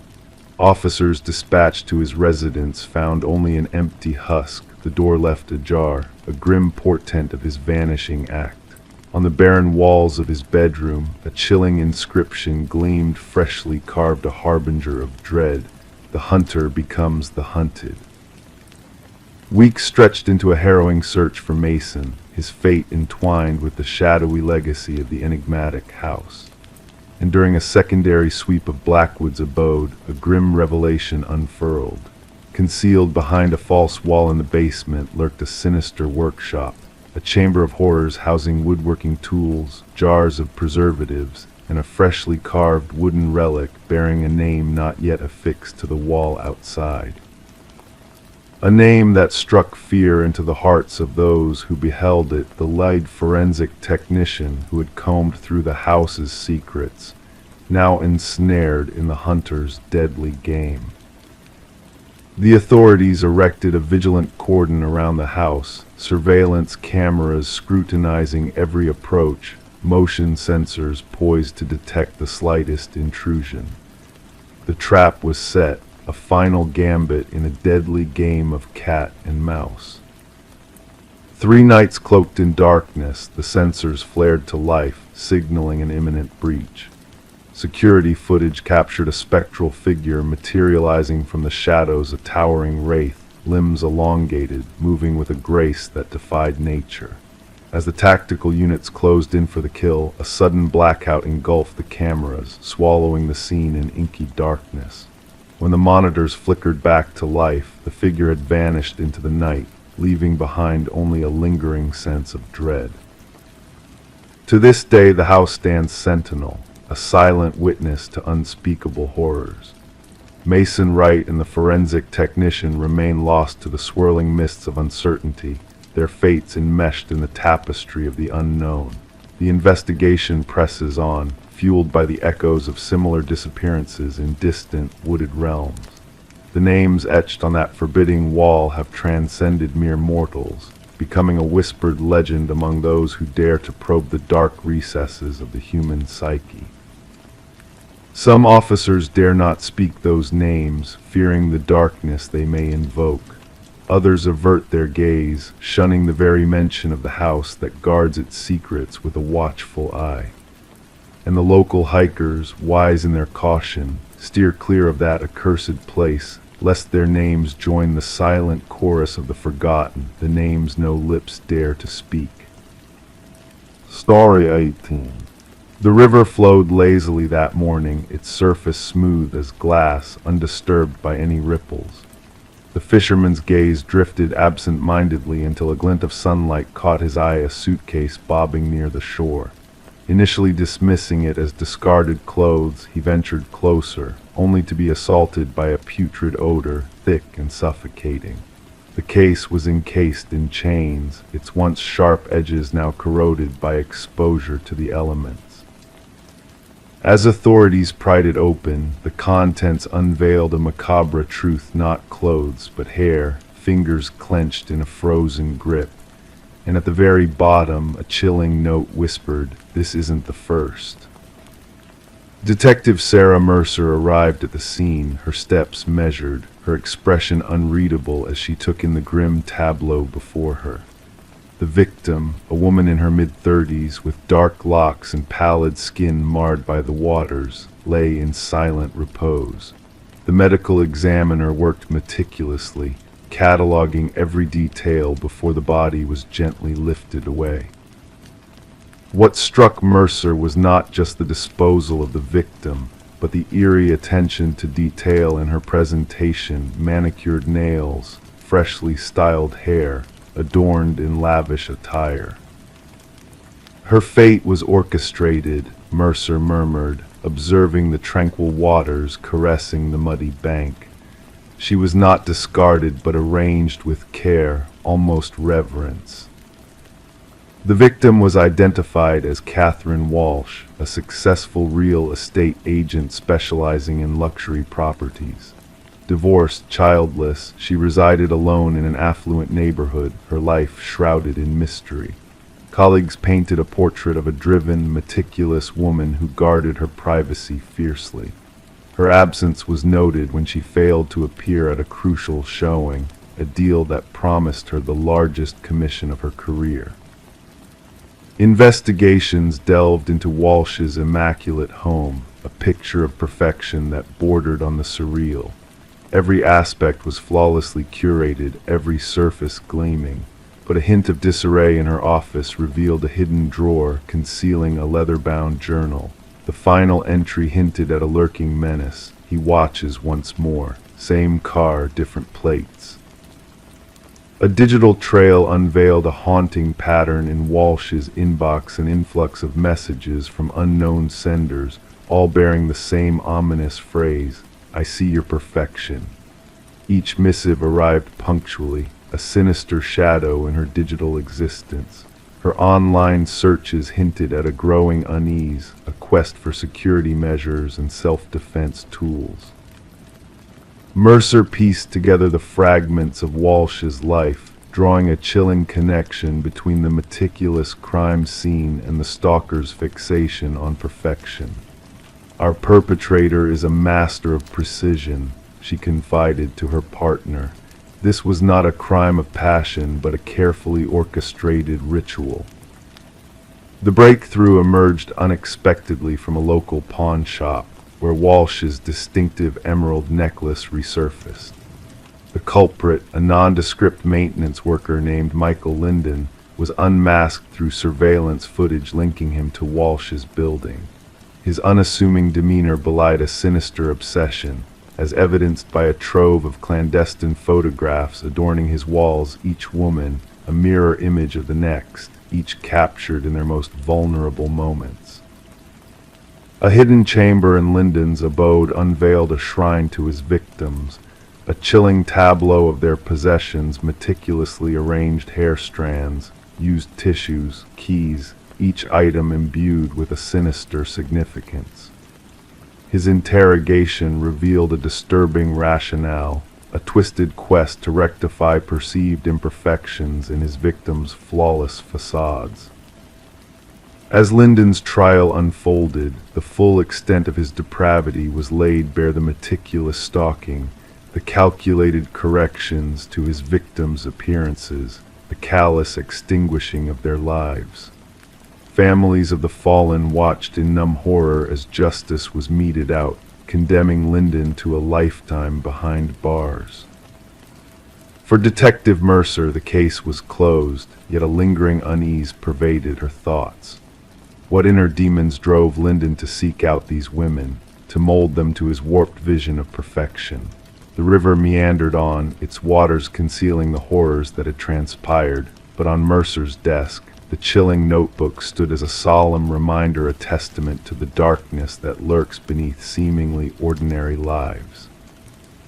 In the quiet stillness of the precinct, Mercer pondered the enigma of Michael Lyndon, a predator cloaked in banality, a phantom stalking the shadows, waiting for the tiniest flaw to expose the abyss within.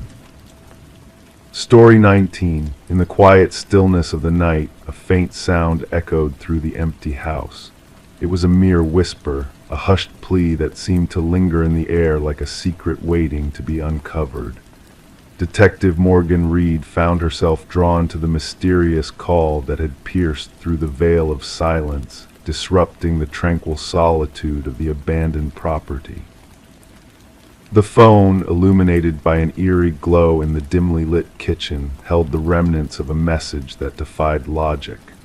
The voice on the other end belonged to a woman, her words laced with urgency and fear. "He's here." And then a heavy silence descended, shrouding the room in a veil of mystery. As Detective Reed delved deeper into the enigma of the call, she uncovered a tangled web of secrets that seemed to emanate from the very walls of the house. The phone, belonging to Catherine Sullivan, a woman long gone from this world, had somehow come to life, defying the boundaries of time and space. The investigation led Detective Reed down a haunting path, where the past intertwined with the present in a dance of shadows and whispers. The forensic team's efforts yielded little, leaving more questions than answers in their wake. How could a phone, once belonging to a deceased woman, make a call from a house locked in abandonment?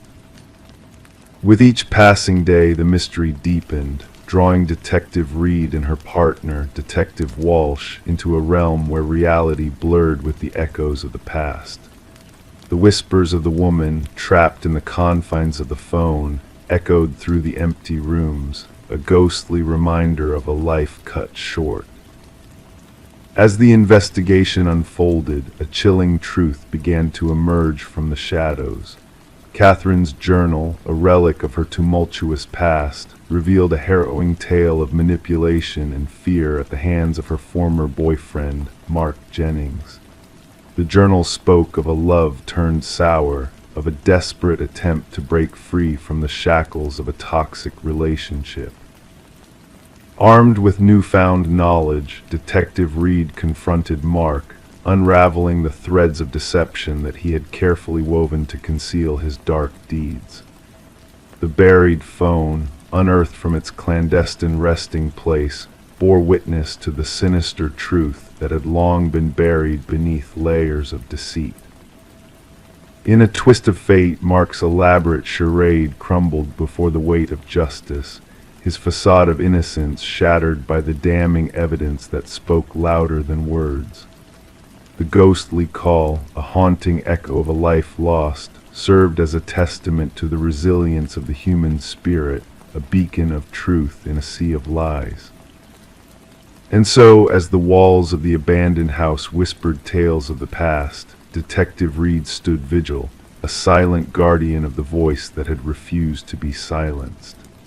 The phone, now a relic of a bygone era, bore witness to the enduring legacy of Catherine Sullivan, a woman whose spirit lived on in the echoes of her final, desperate call for help. Story 20. The aged library faced its inevitable fate of demolition. The workers toiled tirelessly, nearing the completion of their task when a serendipitous event unfolded. Among them, a worker stumbled upon a hidden latch discreetly nestled within the recesses of a bookshelf. With a gentle click, the entire bookcase swung open, revealing a clandestine passage leading to a concealed chamber. The air within was dense, stagnant, untouched by human presence for decades.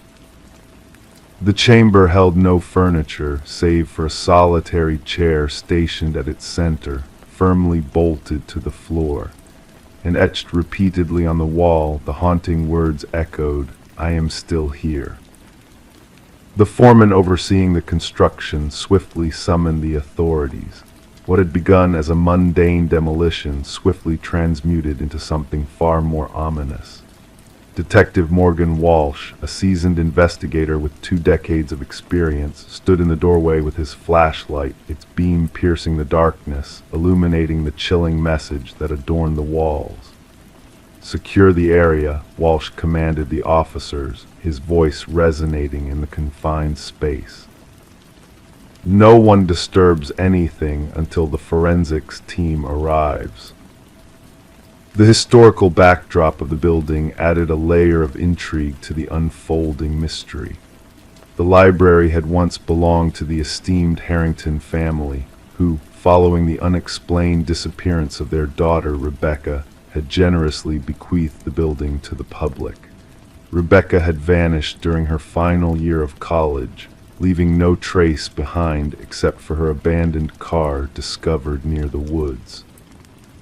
Despite exhaustive searches and inquiries, the case had grown cold, with the prevailing belief suggesting she had chosen to vanish and embark on a new life, a theory vehemently rejected by her grieving family, who steadfastly maintained that a darker truth lurked beneath the surface. As forensic experts meticulously scrutinized the hidden chamber, they unearthed hair and fiber samples embedded in the chair. The scratches on the wall, concealed beneath layers of grime, harbored minute traces of blood and skin cells. Initial analysis indicated that the biological material belonged to a young female who had evidently endured a fierce struggle within the confines of the room. "The chair was evidently designed for restraint," remarked the forensic analyst, gesturing towards the bolt holes and weathered leather straps still affixed to the arms. The occupant fought vigorously against their captivity.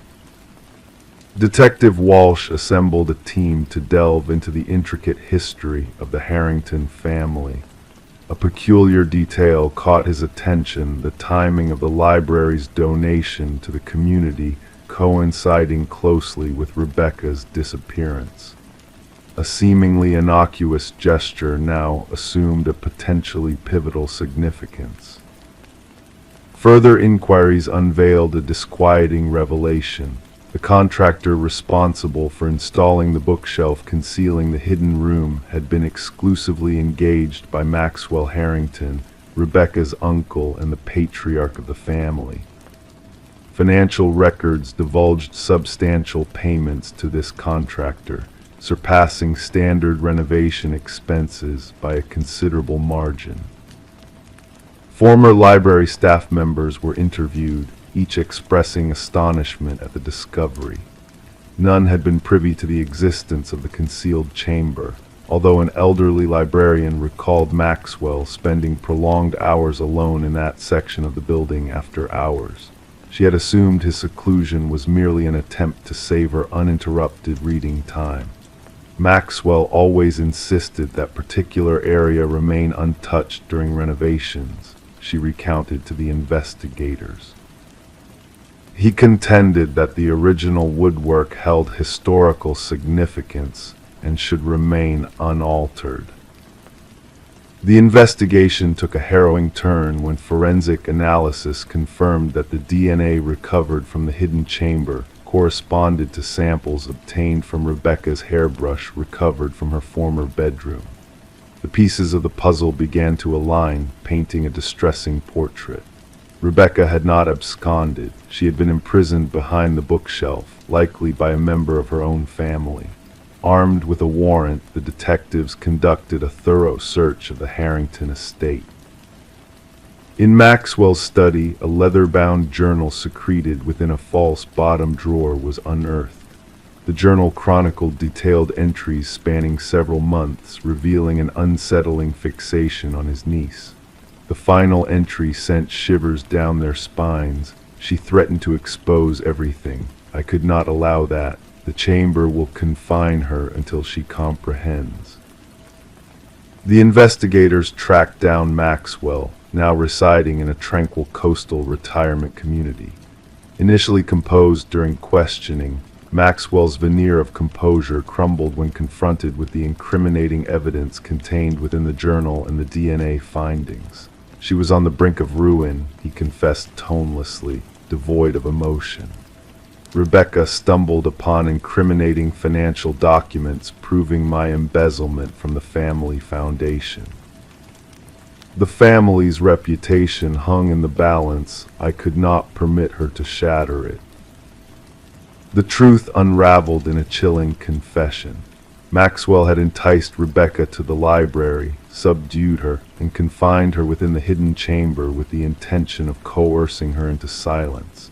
However, the situation devolved when Rebecca made a bid for freedom during one of Maxwell's visits, culminating in her tragic demise. I was overcome by panic, Maxwell recounted during his recorded admission.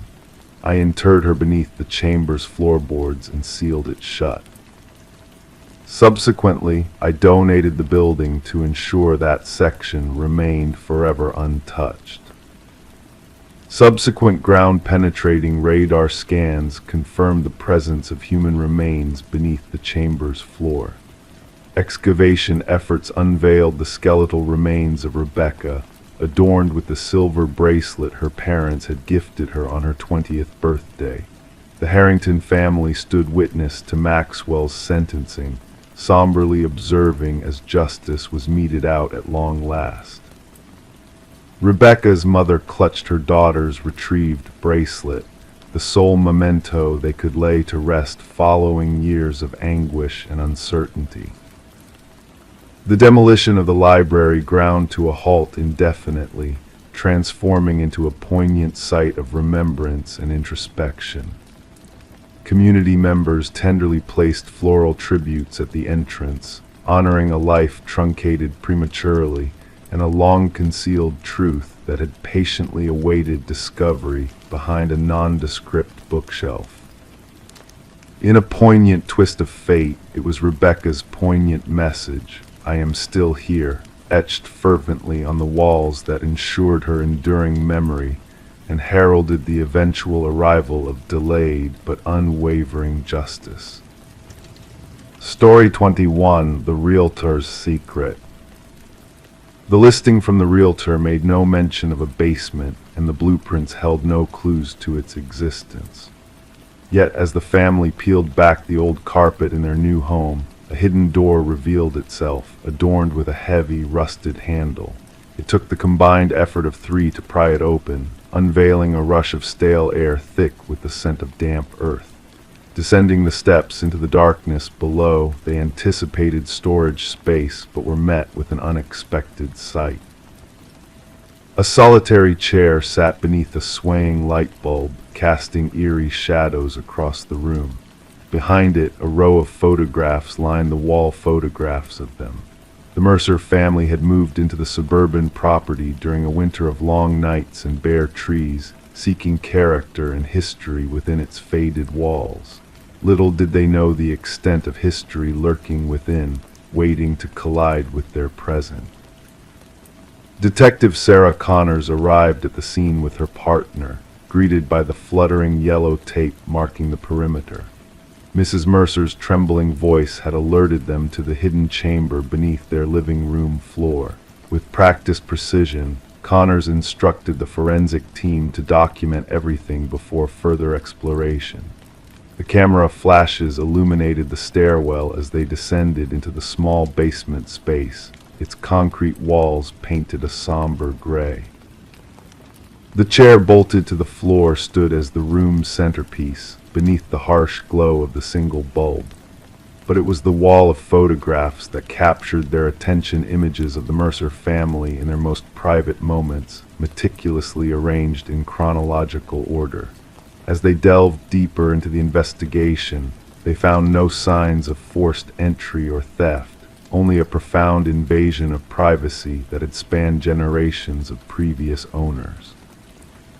Interviews with past residents revealed a disturbing pattern of short-lived occupancy and unexplained anomalies in the property's records. The breakthrough came when a contractor confessed to having gutted the house years prior, denying the existence of any basement or hidden chamber.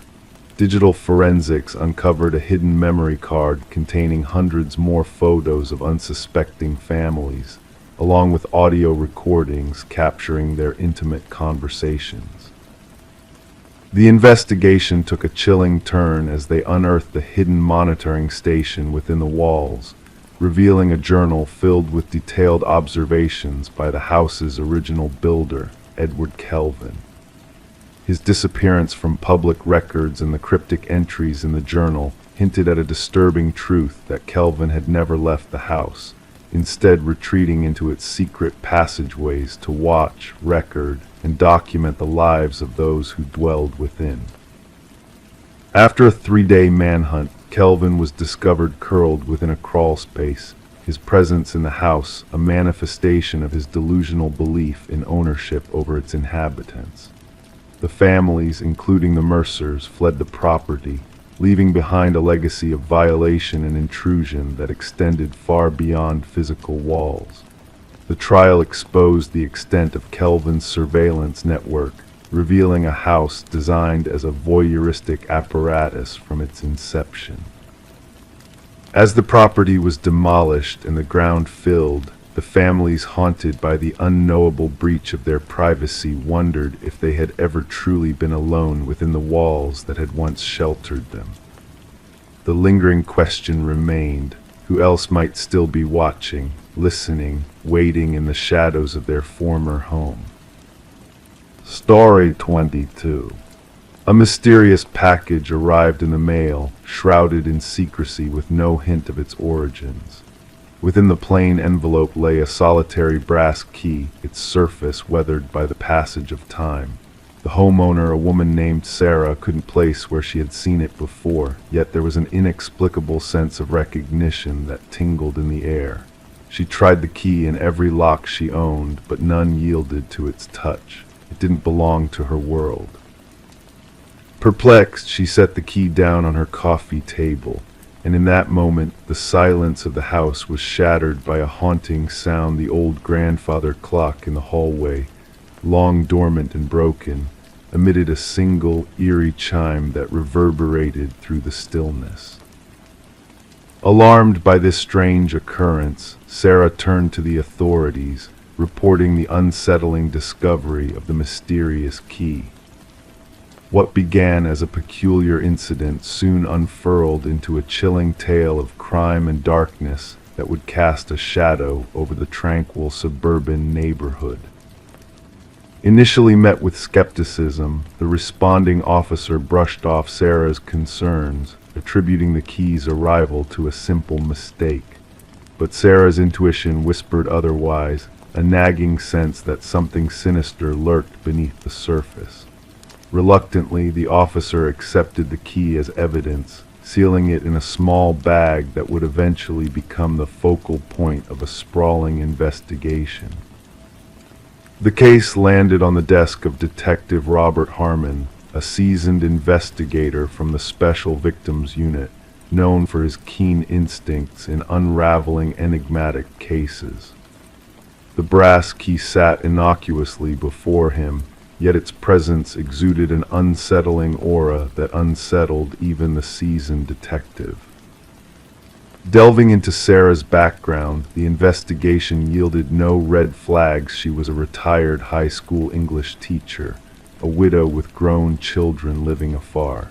Her life seemed devoid of any shadows, her past unblemished by any hint of malice. The forensic team found no fingerprints on the key save for Sarah's own, and the envelope divulged no clues save for a nondescript postmark. A breakthrough emerged when Detective Harmon decided to run the key's unique pattern through the department database, unearthing a connection to a cold case from years past. The key bore a striking resemblance to one found in a storage unit linked to a grisly crime scene, a place where blood-stained remnants and haunting photographs of unidentified women had once been discovered. The original investigation had hit a dead end, the perpetrator remaining elusive. Harmon pored over the dusty case files, tracing the key's origins back to a sinister past. As the pieces fell into place, a chilling realization dawned: the key was a harbinger of unspeakable horrors, a macabre link to a hidden world of darkness.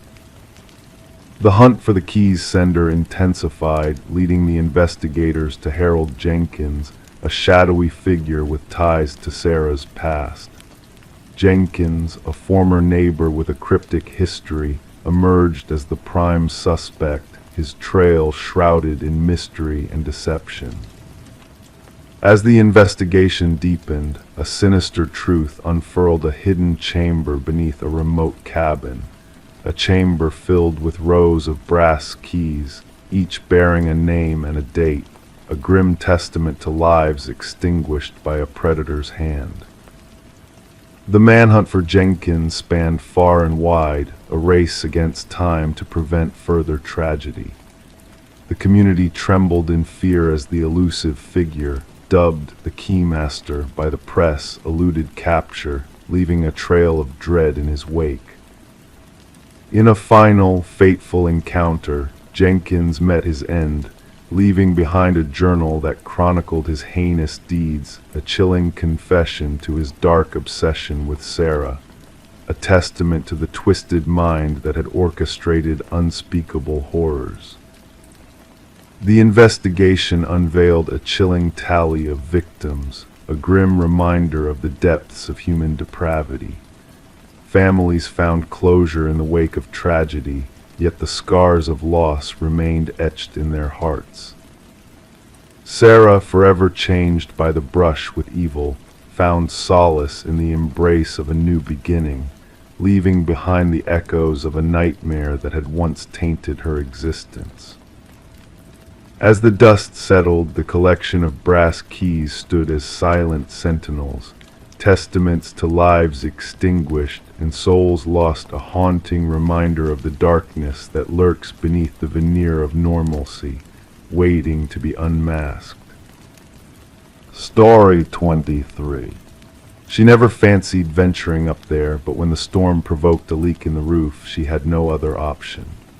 The attic was a realm of forgotten treasures, shrouded in dust and cobwebs. Tucked away in the distant corner resided an ancient dollhouse, intricately detailed, its minuscule furniture meticulously arranged. However, as she gazed into its depths, a knot twisted in her stomach. The figures within were not mere dolls. They were diminutive, hand-carved replicas of her own kin. Each figure placed precisely where they sat downstairs, except for one. The figure meant to depict her stood by the attic threshold. Rebecca Morgan trailed her finger along the dollhouse roof, sensing the impression where the small wooden figure stood. The revelation sent a shiver through her being, unrelated to the icy draft whispering through the rafters. The dollhouse had no place there. This wasn't her childhood abode, but a rental property the family had recently occupied. The saga commenced with Rebecca's frantic call to law enforcement. Officers arrived at the suburban abode to find a distressed family, clustered in the living room, adamantly refusing to ascend the stairs. The lead investigator, Detective Sarah Harmon, initially brushed off their concerns as an intricate prank or perhaps the product of an overactive imagination acclimating to a new dwelling. The minutiae is what struck me, Detective Harmon later recollected. Each miniature figurine captured a distinctive trait of every family member: the father's receding hairline, the teenage son's hoodie, even the small birthmark on the mother's hand. The course of the inquiry shifted when forensic teams unearthed fingerprints on the dollhouse that did not match those of the family. More disconcerting still were microscopic cameras embedded in the eyes of each miniature figure, all linked to a sophisticated recording system concealed beneath the dollhouse. Analysis of the Morgan family's movements in the days prior unveiled an unsettling pattern. The positions of the figures in the dollhouse not only mirrored where the family had been sitting that evening, but also replicated exact stances from various days, indicating someone had been observing them long enough to learn their routines.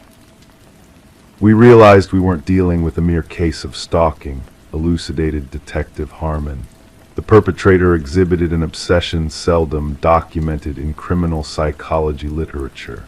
The investigation unveiled a concealed basement entrance, camouflaged behind a false wall in the pantry. Within, investigators stumbled upon a makeshift living quarters with evidence suggesting someone had been dwelling there even before the Morgans' arrival. Food wrappers, water bottles, and a sleeping bag hinted that the intruder had been residing beneath the family for weeks. What confounded investigators most was the absence of forced entry. Property records disclosed that the house had sat unoccupied for nearly a year before the Morgans moved in. The previous owners, an elderly couple, had both passed away within months of each other. Their son orchestrated the estate sale and subsequent rental of the property. Interviews with neighbors yielded scant information.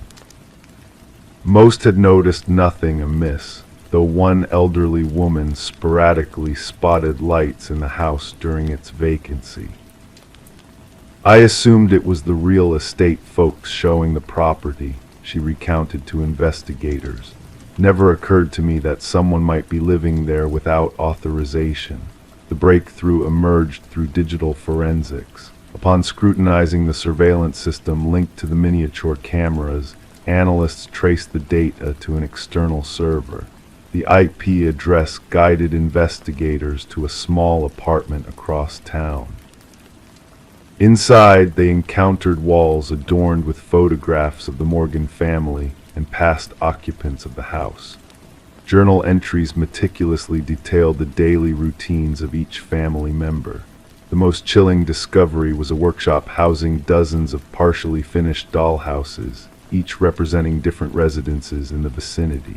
The apartment belonged to Martin Wells, the son of the former homeowners. Financial records unveiled mounting debt following his parents' demise. Instead of selling the house outright, he fashioned the hidden living space, continuing to reside there while collecting rent from unsuspecting tenants. The dollhouse was his command center, expounded the forensic psychologist assigned to the case. Each figure symbolized someone he surveilled. The figure of Rebecca by the attic door wasn't a threat, it signified his acknowledgement of her discovery of his surveillance system. During interrogation, Wells remained eerily composed as he expounded on his motivation. They were living in my house, sleeping in my parents' bedroom. I needed to ensure they were treating it with reverence. When probed about the positioned figures, he simply remarked, "I wanted them to know I was always watching." The psychological assessment unveiled a convoluted case of possessive delusion. Wells could not fathom the emotional turmoil of losing his childhood home and fashioned an intricate system to assert dominance over it. The dollhouse had become his means of possessing both the property and its inhabitants. The Morgan family never set foot in the house again. Rebecca later recollected that the most haunting moment was not stumbling upon the dollhouse, but comprehending its implications. Someone had been observing us all along, quantifying our lives, transforming us into playthings. The genuine horror wasn't the dollhouse itself, it was realizing that in his mind, we were mere puppets to be positioned and observed. Wells faced multiple charges of stalking, invasion of privacy, illegal surveillance, and trespassing. The case sparked a reevaluation of real estate disclosure laws concerning deaths on properties and the obligation of agents to ensure homes are vacated properly before new occupants move in. During sentencing, the judge underscored the extraordinary violation the Morgan family had endured. You didn't just invade their home, you invaded their sense of security and independence. You witnessed their most intimate moments and replicated them for your amusement. What renders the case particularly unsettling to criminologists is how long Wells might have gone unnoticed had Rebecca not uncovered the dollhouse. Forensic analysis of his journals suggested he had clandestinely resided within homes for nearly 2 years, transitioning from one property to another, crafting dollhouses of each observed family. The Morgan family eventually found solace in a new abode far from the haunting memories. However, Rebecca confessed in her victim impact statement that she still inspects closets and crawl spaces routinely. She removed all dollhouses and miniatures from their new residence. "Some days I still sense eyes upon me," she divulged. "I ponder if somewhere, someone is still manipulating a diminutive version of me within a dollhouse I have yet to uncover." Story 24. In the attic, tucked beneath a worn blanket, they discovered it. A porcelain doll, ancient and fragile, with piercing blue eyes that seemed to hold secrets untold.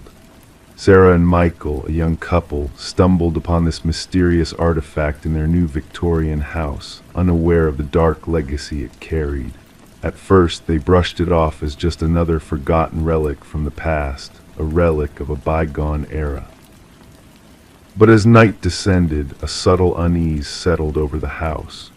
The air grew heavy, the silence thick, and when morning broke, the doll was no longer in the attic. It had silently taken its place at the foot of their bed, watching with its unblinking gaze.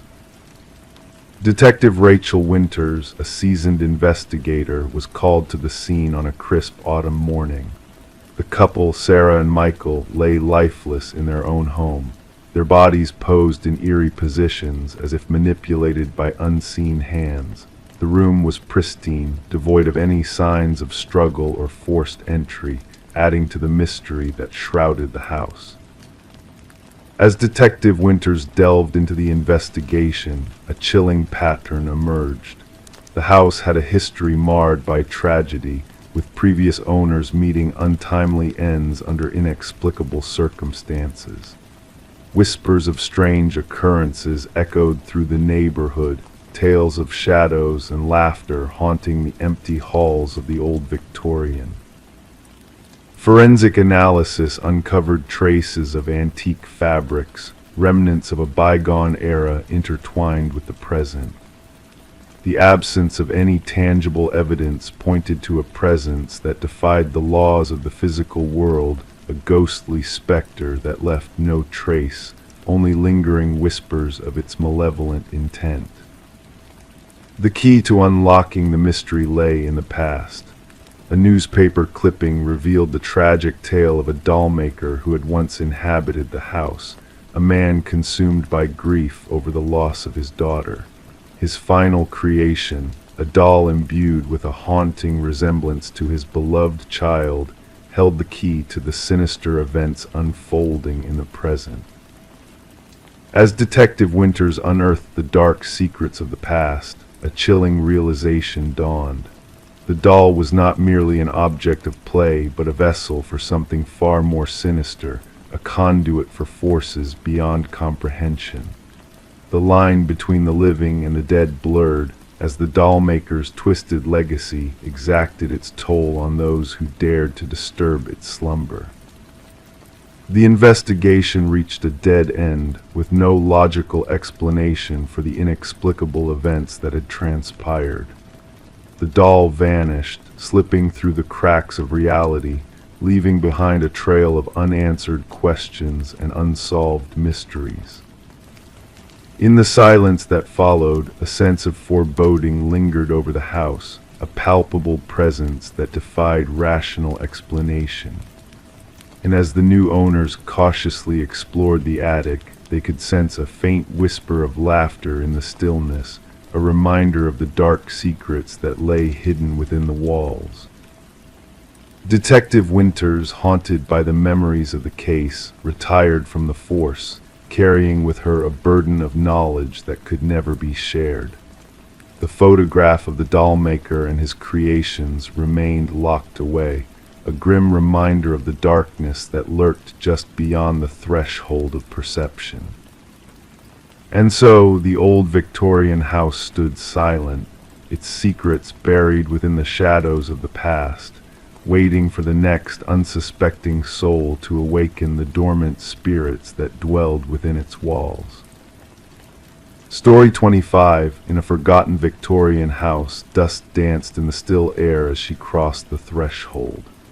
The abandoned dwelling, frozen in time with peeling walls and shrouded furniture, held a peculiar secret that defied logic.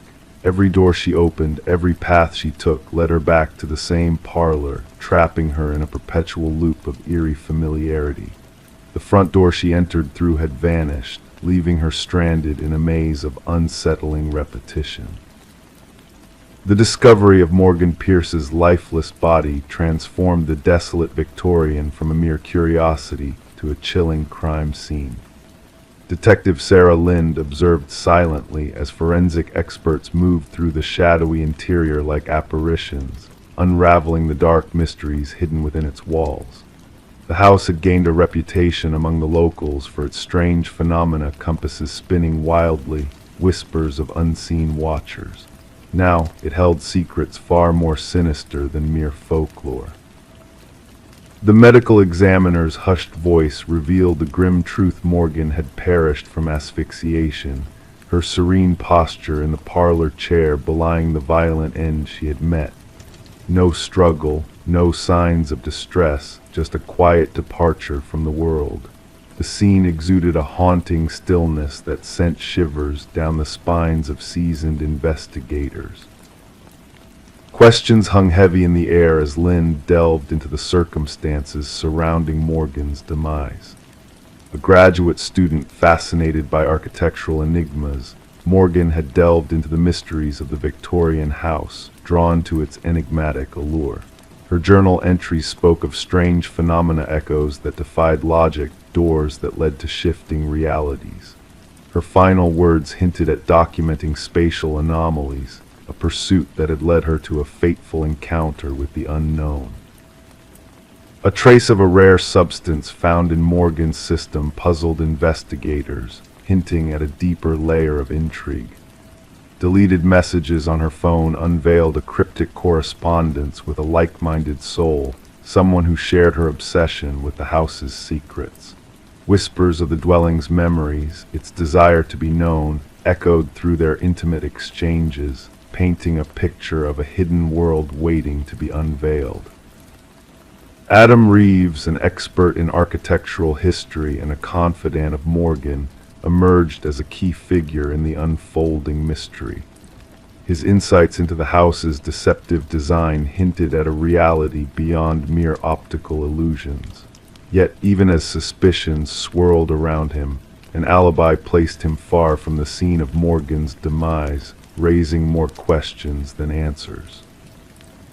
A revelation from Eleanor Blackwood's grandson unearthed a dark family secret, hinting at a legacy of unexplained deaths within the house's walls. Dubbed the Claiming, these mysterious passings mirrored Morgan's fate, pointing to a malevolent force lurking within the Victorian's confines. Journals spanning generations painted a grim portrait of lives lost to an unseen power, a force that defied comprehension. A hidden chamber behind the parlor fireplace unveiled ancient artifacts imbued with a potent energy, a connection to realms beyond mortal understanding. The carved figurine at its center bore witness to rituals long forgotten, its presence a harbinger of unseen forces at play. The residue of a rare substance tied Morgan's fate to a legacy of ancient power, a thread connecting her to a world beyond reckoning. As the investigation deepened, a chilling revelation emerged, a presence within the house, a shadow lingering in the dust, unseen yet palpable. Partial fingerprints, foreign to known visitors, hinted at a malevolent force at work, a specter haunting the halls of the Victorian. And when Adam Reeves met a fate mirroring Morgan's, the mystery deepened, the veil between worlds growing thinner. In his final testament, Reeves spoke of a truth that transcended physical confines, a perception warped by unseen forces, a reality bent to the will of the house. The key he clutched in his hand, a talisman of passage, unlocked the door to understanding, to a realm where truth and illusion intertwined. And as the investigation lingered, the house stood silent, a sentinel of secrets waiting to be unveiled. The Victorian, condemned and forsaken, stood as a monument to the mysteries that lay within its walls. Whispers of spectral lights and vanishing visitors lingered in the night, tales of souls lost to the house's inscrutable will. Some believed in a curse that claimed those who dared to unravel its secrets, while others saw in Morgan and Reeves a glimpse of a reality beyond comprehension. The truth, elusive and enigmatic, remained veiled in the shadows of the Victorian, a riddle waiting to be solved. In a house where all doors led back to the beginning, where time stood still and reality wavered, the mystery endured, beckoning the curious to venture into the unknown and discover what lay beyond the threshold of conventional understanding. Story 26. The cafe had become his sanctuary for countless mornings, same spot, same drink, same quietude. The barista recognized his face, yet his name remained a mystery to all. Then one fateful day he failed to materialize. When authorities inspected his customary seat, a forgotten wallet lay in his absence. Within its confines rested a driver's license with a face, but without a name or address, just an eerie void where his identity ought to dwell. Upon scrutinizing the surveillance footage, Detective Sarah Mercer could hardly believe her eyes. The enigma, now dubbed John Doe in official records, seemed utterly ordinary on screen. Of medium stature, unassuming features, clad in a navy coat and toting a weathered leather bag, nothing remarkable about him, which rendered his vanishing act even more disconcerting. "Replay it," Mercer instructed the tech expert. The footage depicted John entering the cafe amidst the bustling morning rush. He placed his usual order, black coffee, no sugar, and settled at the secluded corner table partially shielded by a leafy plant. Engrossed in scribbling within a notebook, he intermittently sipped his coffee and gazed out the window. Then came the pivotal moment, setting his wallet on the table, rising and heading toward the restroom corridor. Yet he never reappeared at his table, nor did he exit through any doorway. He simply evaporated. "Review the restroom footage," Mercer directed. "That's the curious part," the specialist responded. "He never stepped foot into any restroom. Every camera angle has been scrutinized. It's as if he dissipated into thin air." Back at the precinct, Mercer meticulously spread the contents of the wallet across her desk. The photo on the driver's license matched the enigmatic man, yet the personal details were conspicuously absent, blank spaces staring back. The credit cards bore no names, only strings of digits that led to non-existent accounts when traced. Neatly arranged cash in assorted bills, a receipt from the cafe dated 3 days prior, and a solitary business card devoid of text except for a faintly inked phone number. Dialing the number yielded a connection, yet silence echoed on the line, accompanied by the rustling of papers as if pages were being turned. After 30 seconds, the call abruptly ended. The barista who had served John for years had scant information to offer. He rarely spoke, always courteous though generous with tips. I believe he may have had an accent, but his voice was so soft it was difficult to discern. Did he engage with anyone here, hold conversations? Mercer inquired. Never, always by himself, always engrossed in writing in that notebook. The notebook remained on the table beside the forsaken wallet. Its pages were filled with what seemed to be intricate codes or encrypted text. Cryptographers from the department struggled to decipher its contents. Some pages featured sketches, architectural designs of edifices that bore no resemblance to any known structures in the vicinity. Mercer dispatched officers to canvass the neighborhood, armed with photos of John Doe. No one recognized him. No missing persons reports aligned with his description. His fingerprints eluded all databases. It was as though he existed solely within the confines of that cafe. In the course of her investigation, Mercer noticed a peculiar occurrence in the surveillance footage. Each morning when John entered the cafe, the timestamp on the camera flickered momentarily. The tech specialist dismissed it as a glitch, but Mercer harbored doubts. Returning to the cafe, she seated herself at his table. From this vantage point, she could observe both the entrance and the hallway leading to the restrooms. Suspended between them hung an ancient mirror, its frame intricately adorned with symbols reminiscent of those in John's notebook. Upon the arrival of the cafe owner, Mercer inquired about the mirror. "That old thing, it predates my tenure, came with the building. A cumbersome relic, requires 2 men to relocate. Has it ever been moved for cleaning or redecoration purposes? Not in my time. Why do you ask?" Mercer approached the mirror, studying her reflection. The glass possessed a faint distortion, lending her reflection an uncanny depth. Expecting cool glass, she touched its surface, only to encounter an unusual warmth. The forensic team arrived to scrutinize the mirror. Upon detaching it from the wall, they unveiled a concealed hollow space behind it. Nestled within were numerous identical wallets, each containing a driver's license bearing the same photo but void of any identifying particulars. Adjacent lay a leather-bound journal brimming with entries spanning decades, inscribed in the identical hand as the notebook left behind. The final entry read, "The experiment must cease. They draw nearer. The opportunity is waning." Traces of John Doe's fingerprints peppered the clandestine compartment.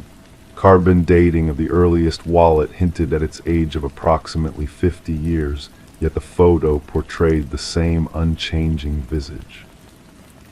The journal entries alluded to experiments concerning temporal displacement and identity transference. Allusions to crossing back and window points were scattered throughout. One passage seized Mercer's attention. The cafe serves as a nexus, a juncture where realities converge. The mirror serves as the portal. When alignment is achieved, passage becomes feasible. As the investigation delved deeper, peculiar incidents unfolded in the vicinity of the cafe. Patrons reported witnessing their reflections moving independently in the window glass. Several attested to glimpsing John Doe seated at his customary table, though the security cameras captured no such figure. A breakthrough in the case emerged when an elderly woman reached out to the police station regarding the inquiry. Identifying herself as Margaret Keller, a former physicist involved in classified government projects, she recognized John Doe from the media coverage.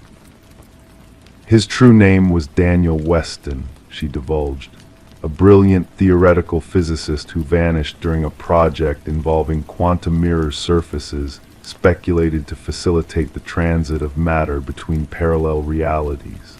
Keller furnished documents indicating that Weston had been declared deceased following a laboratory mishap.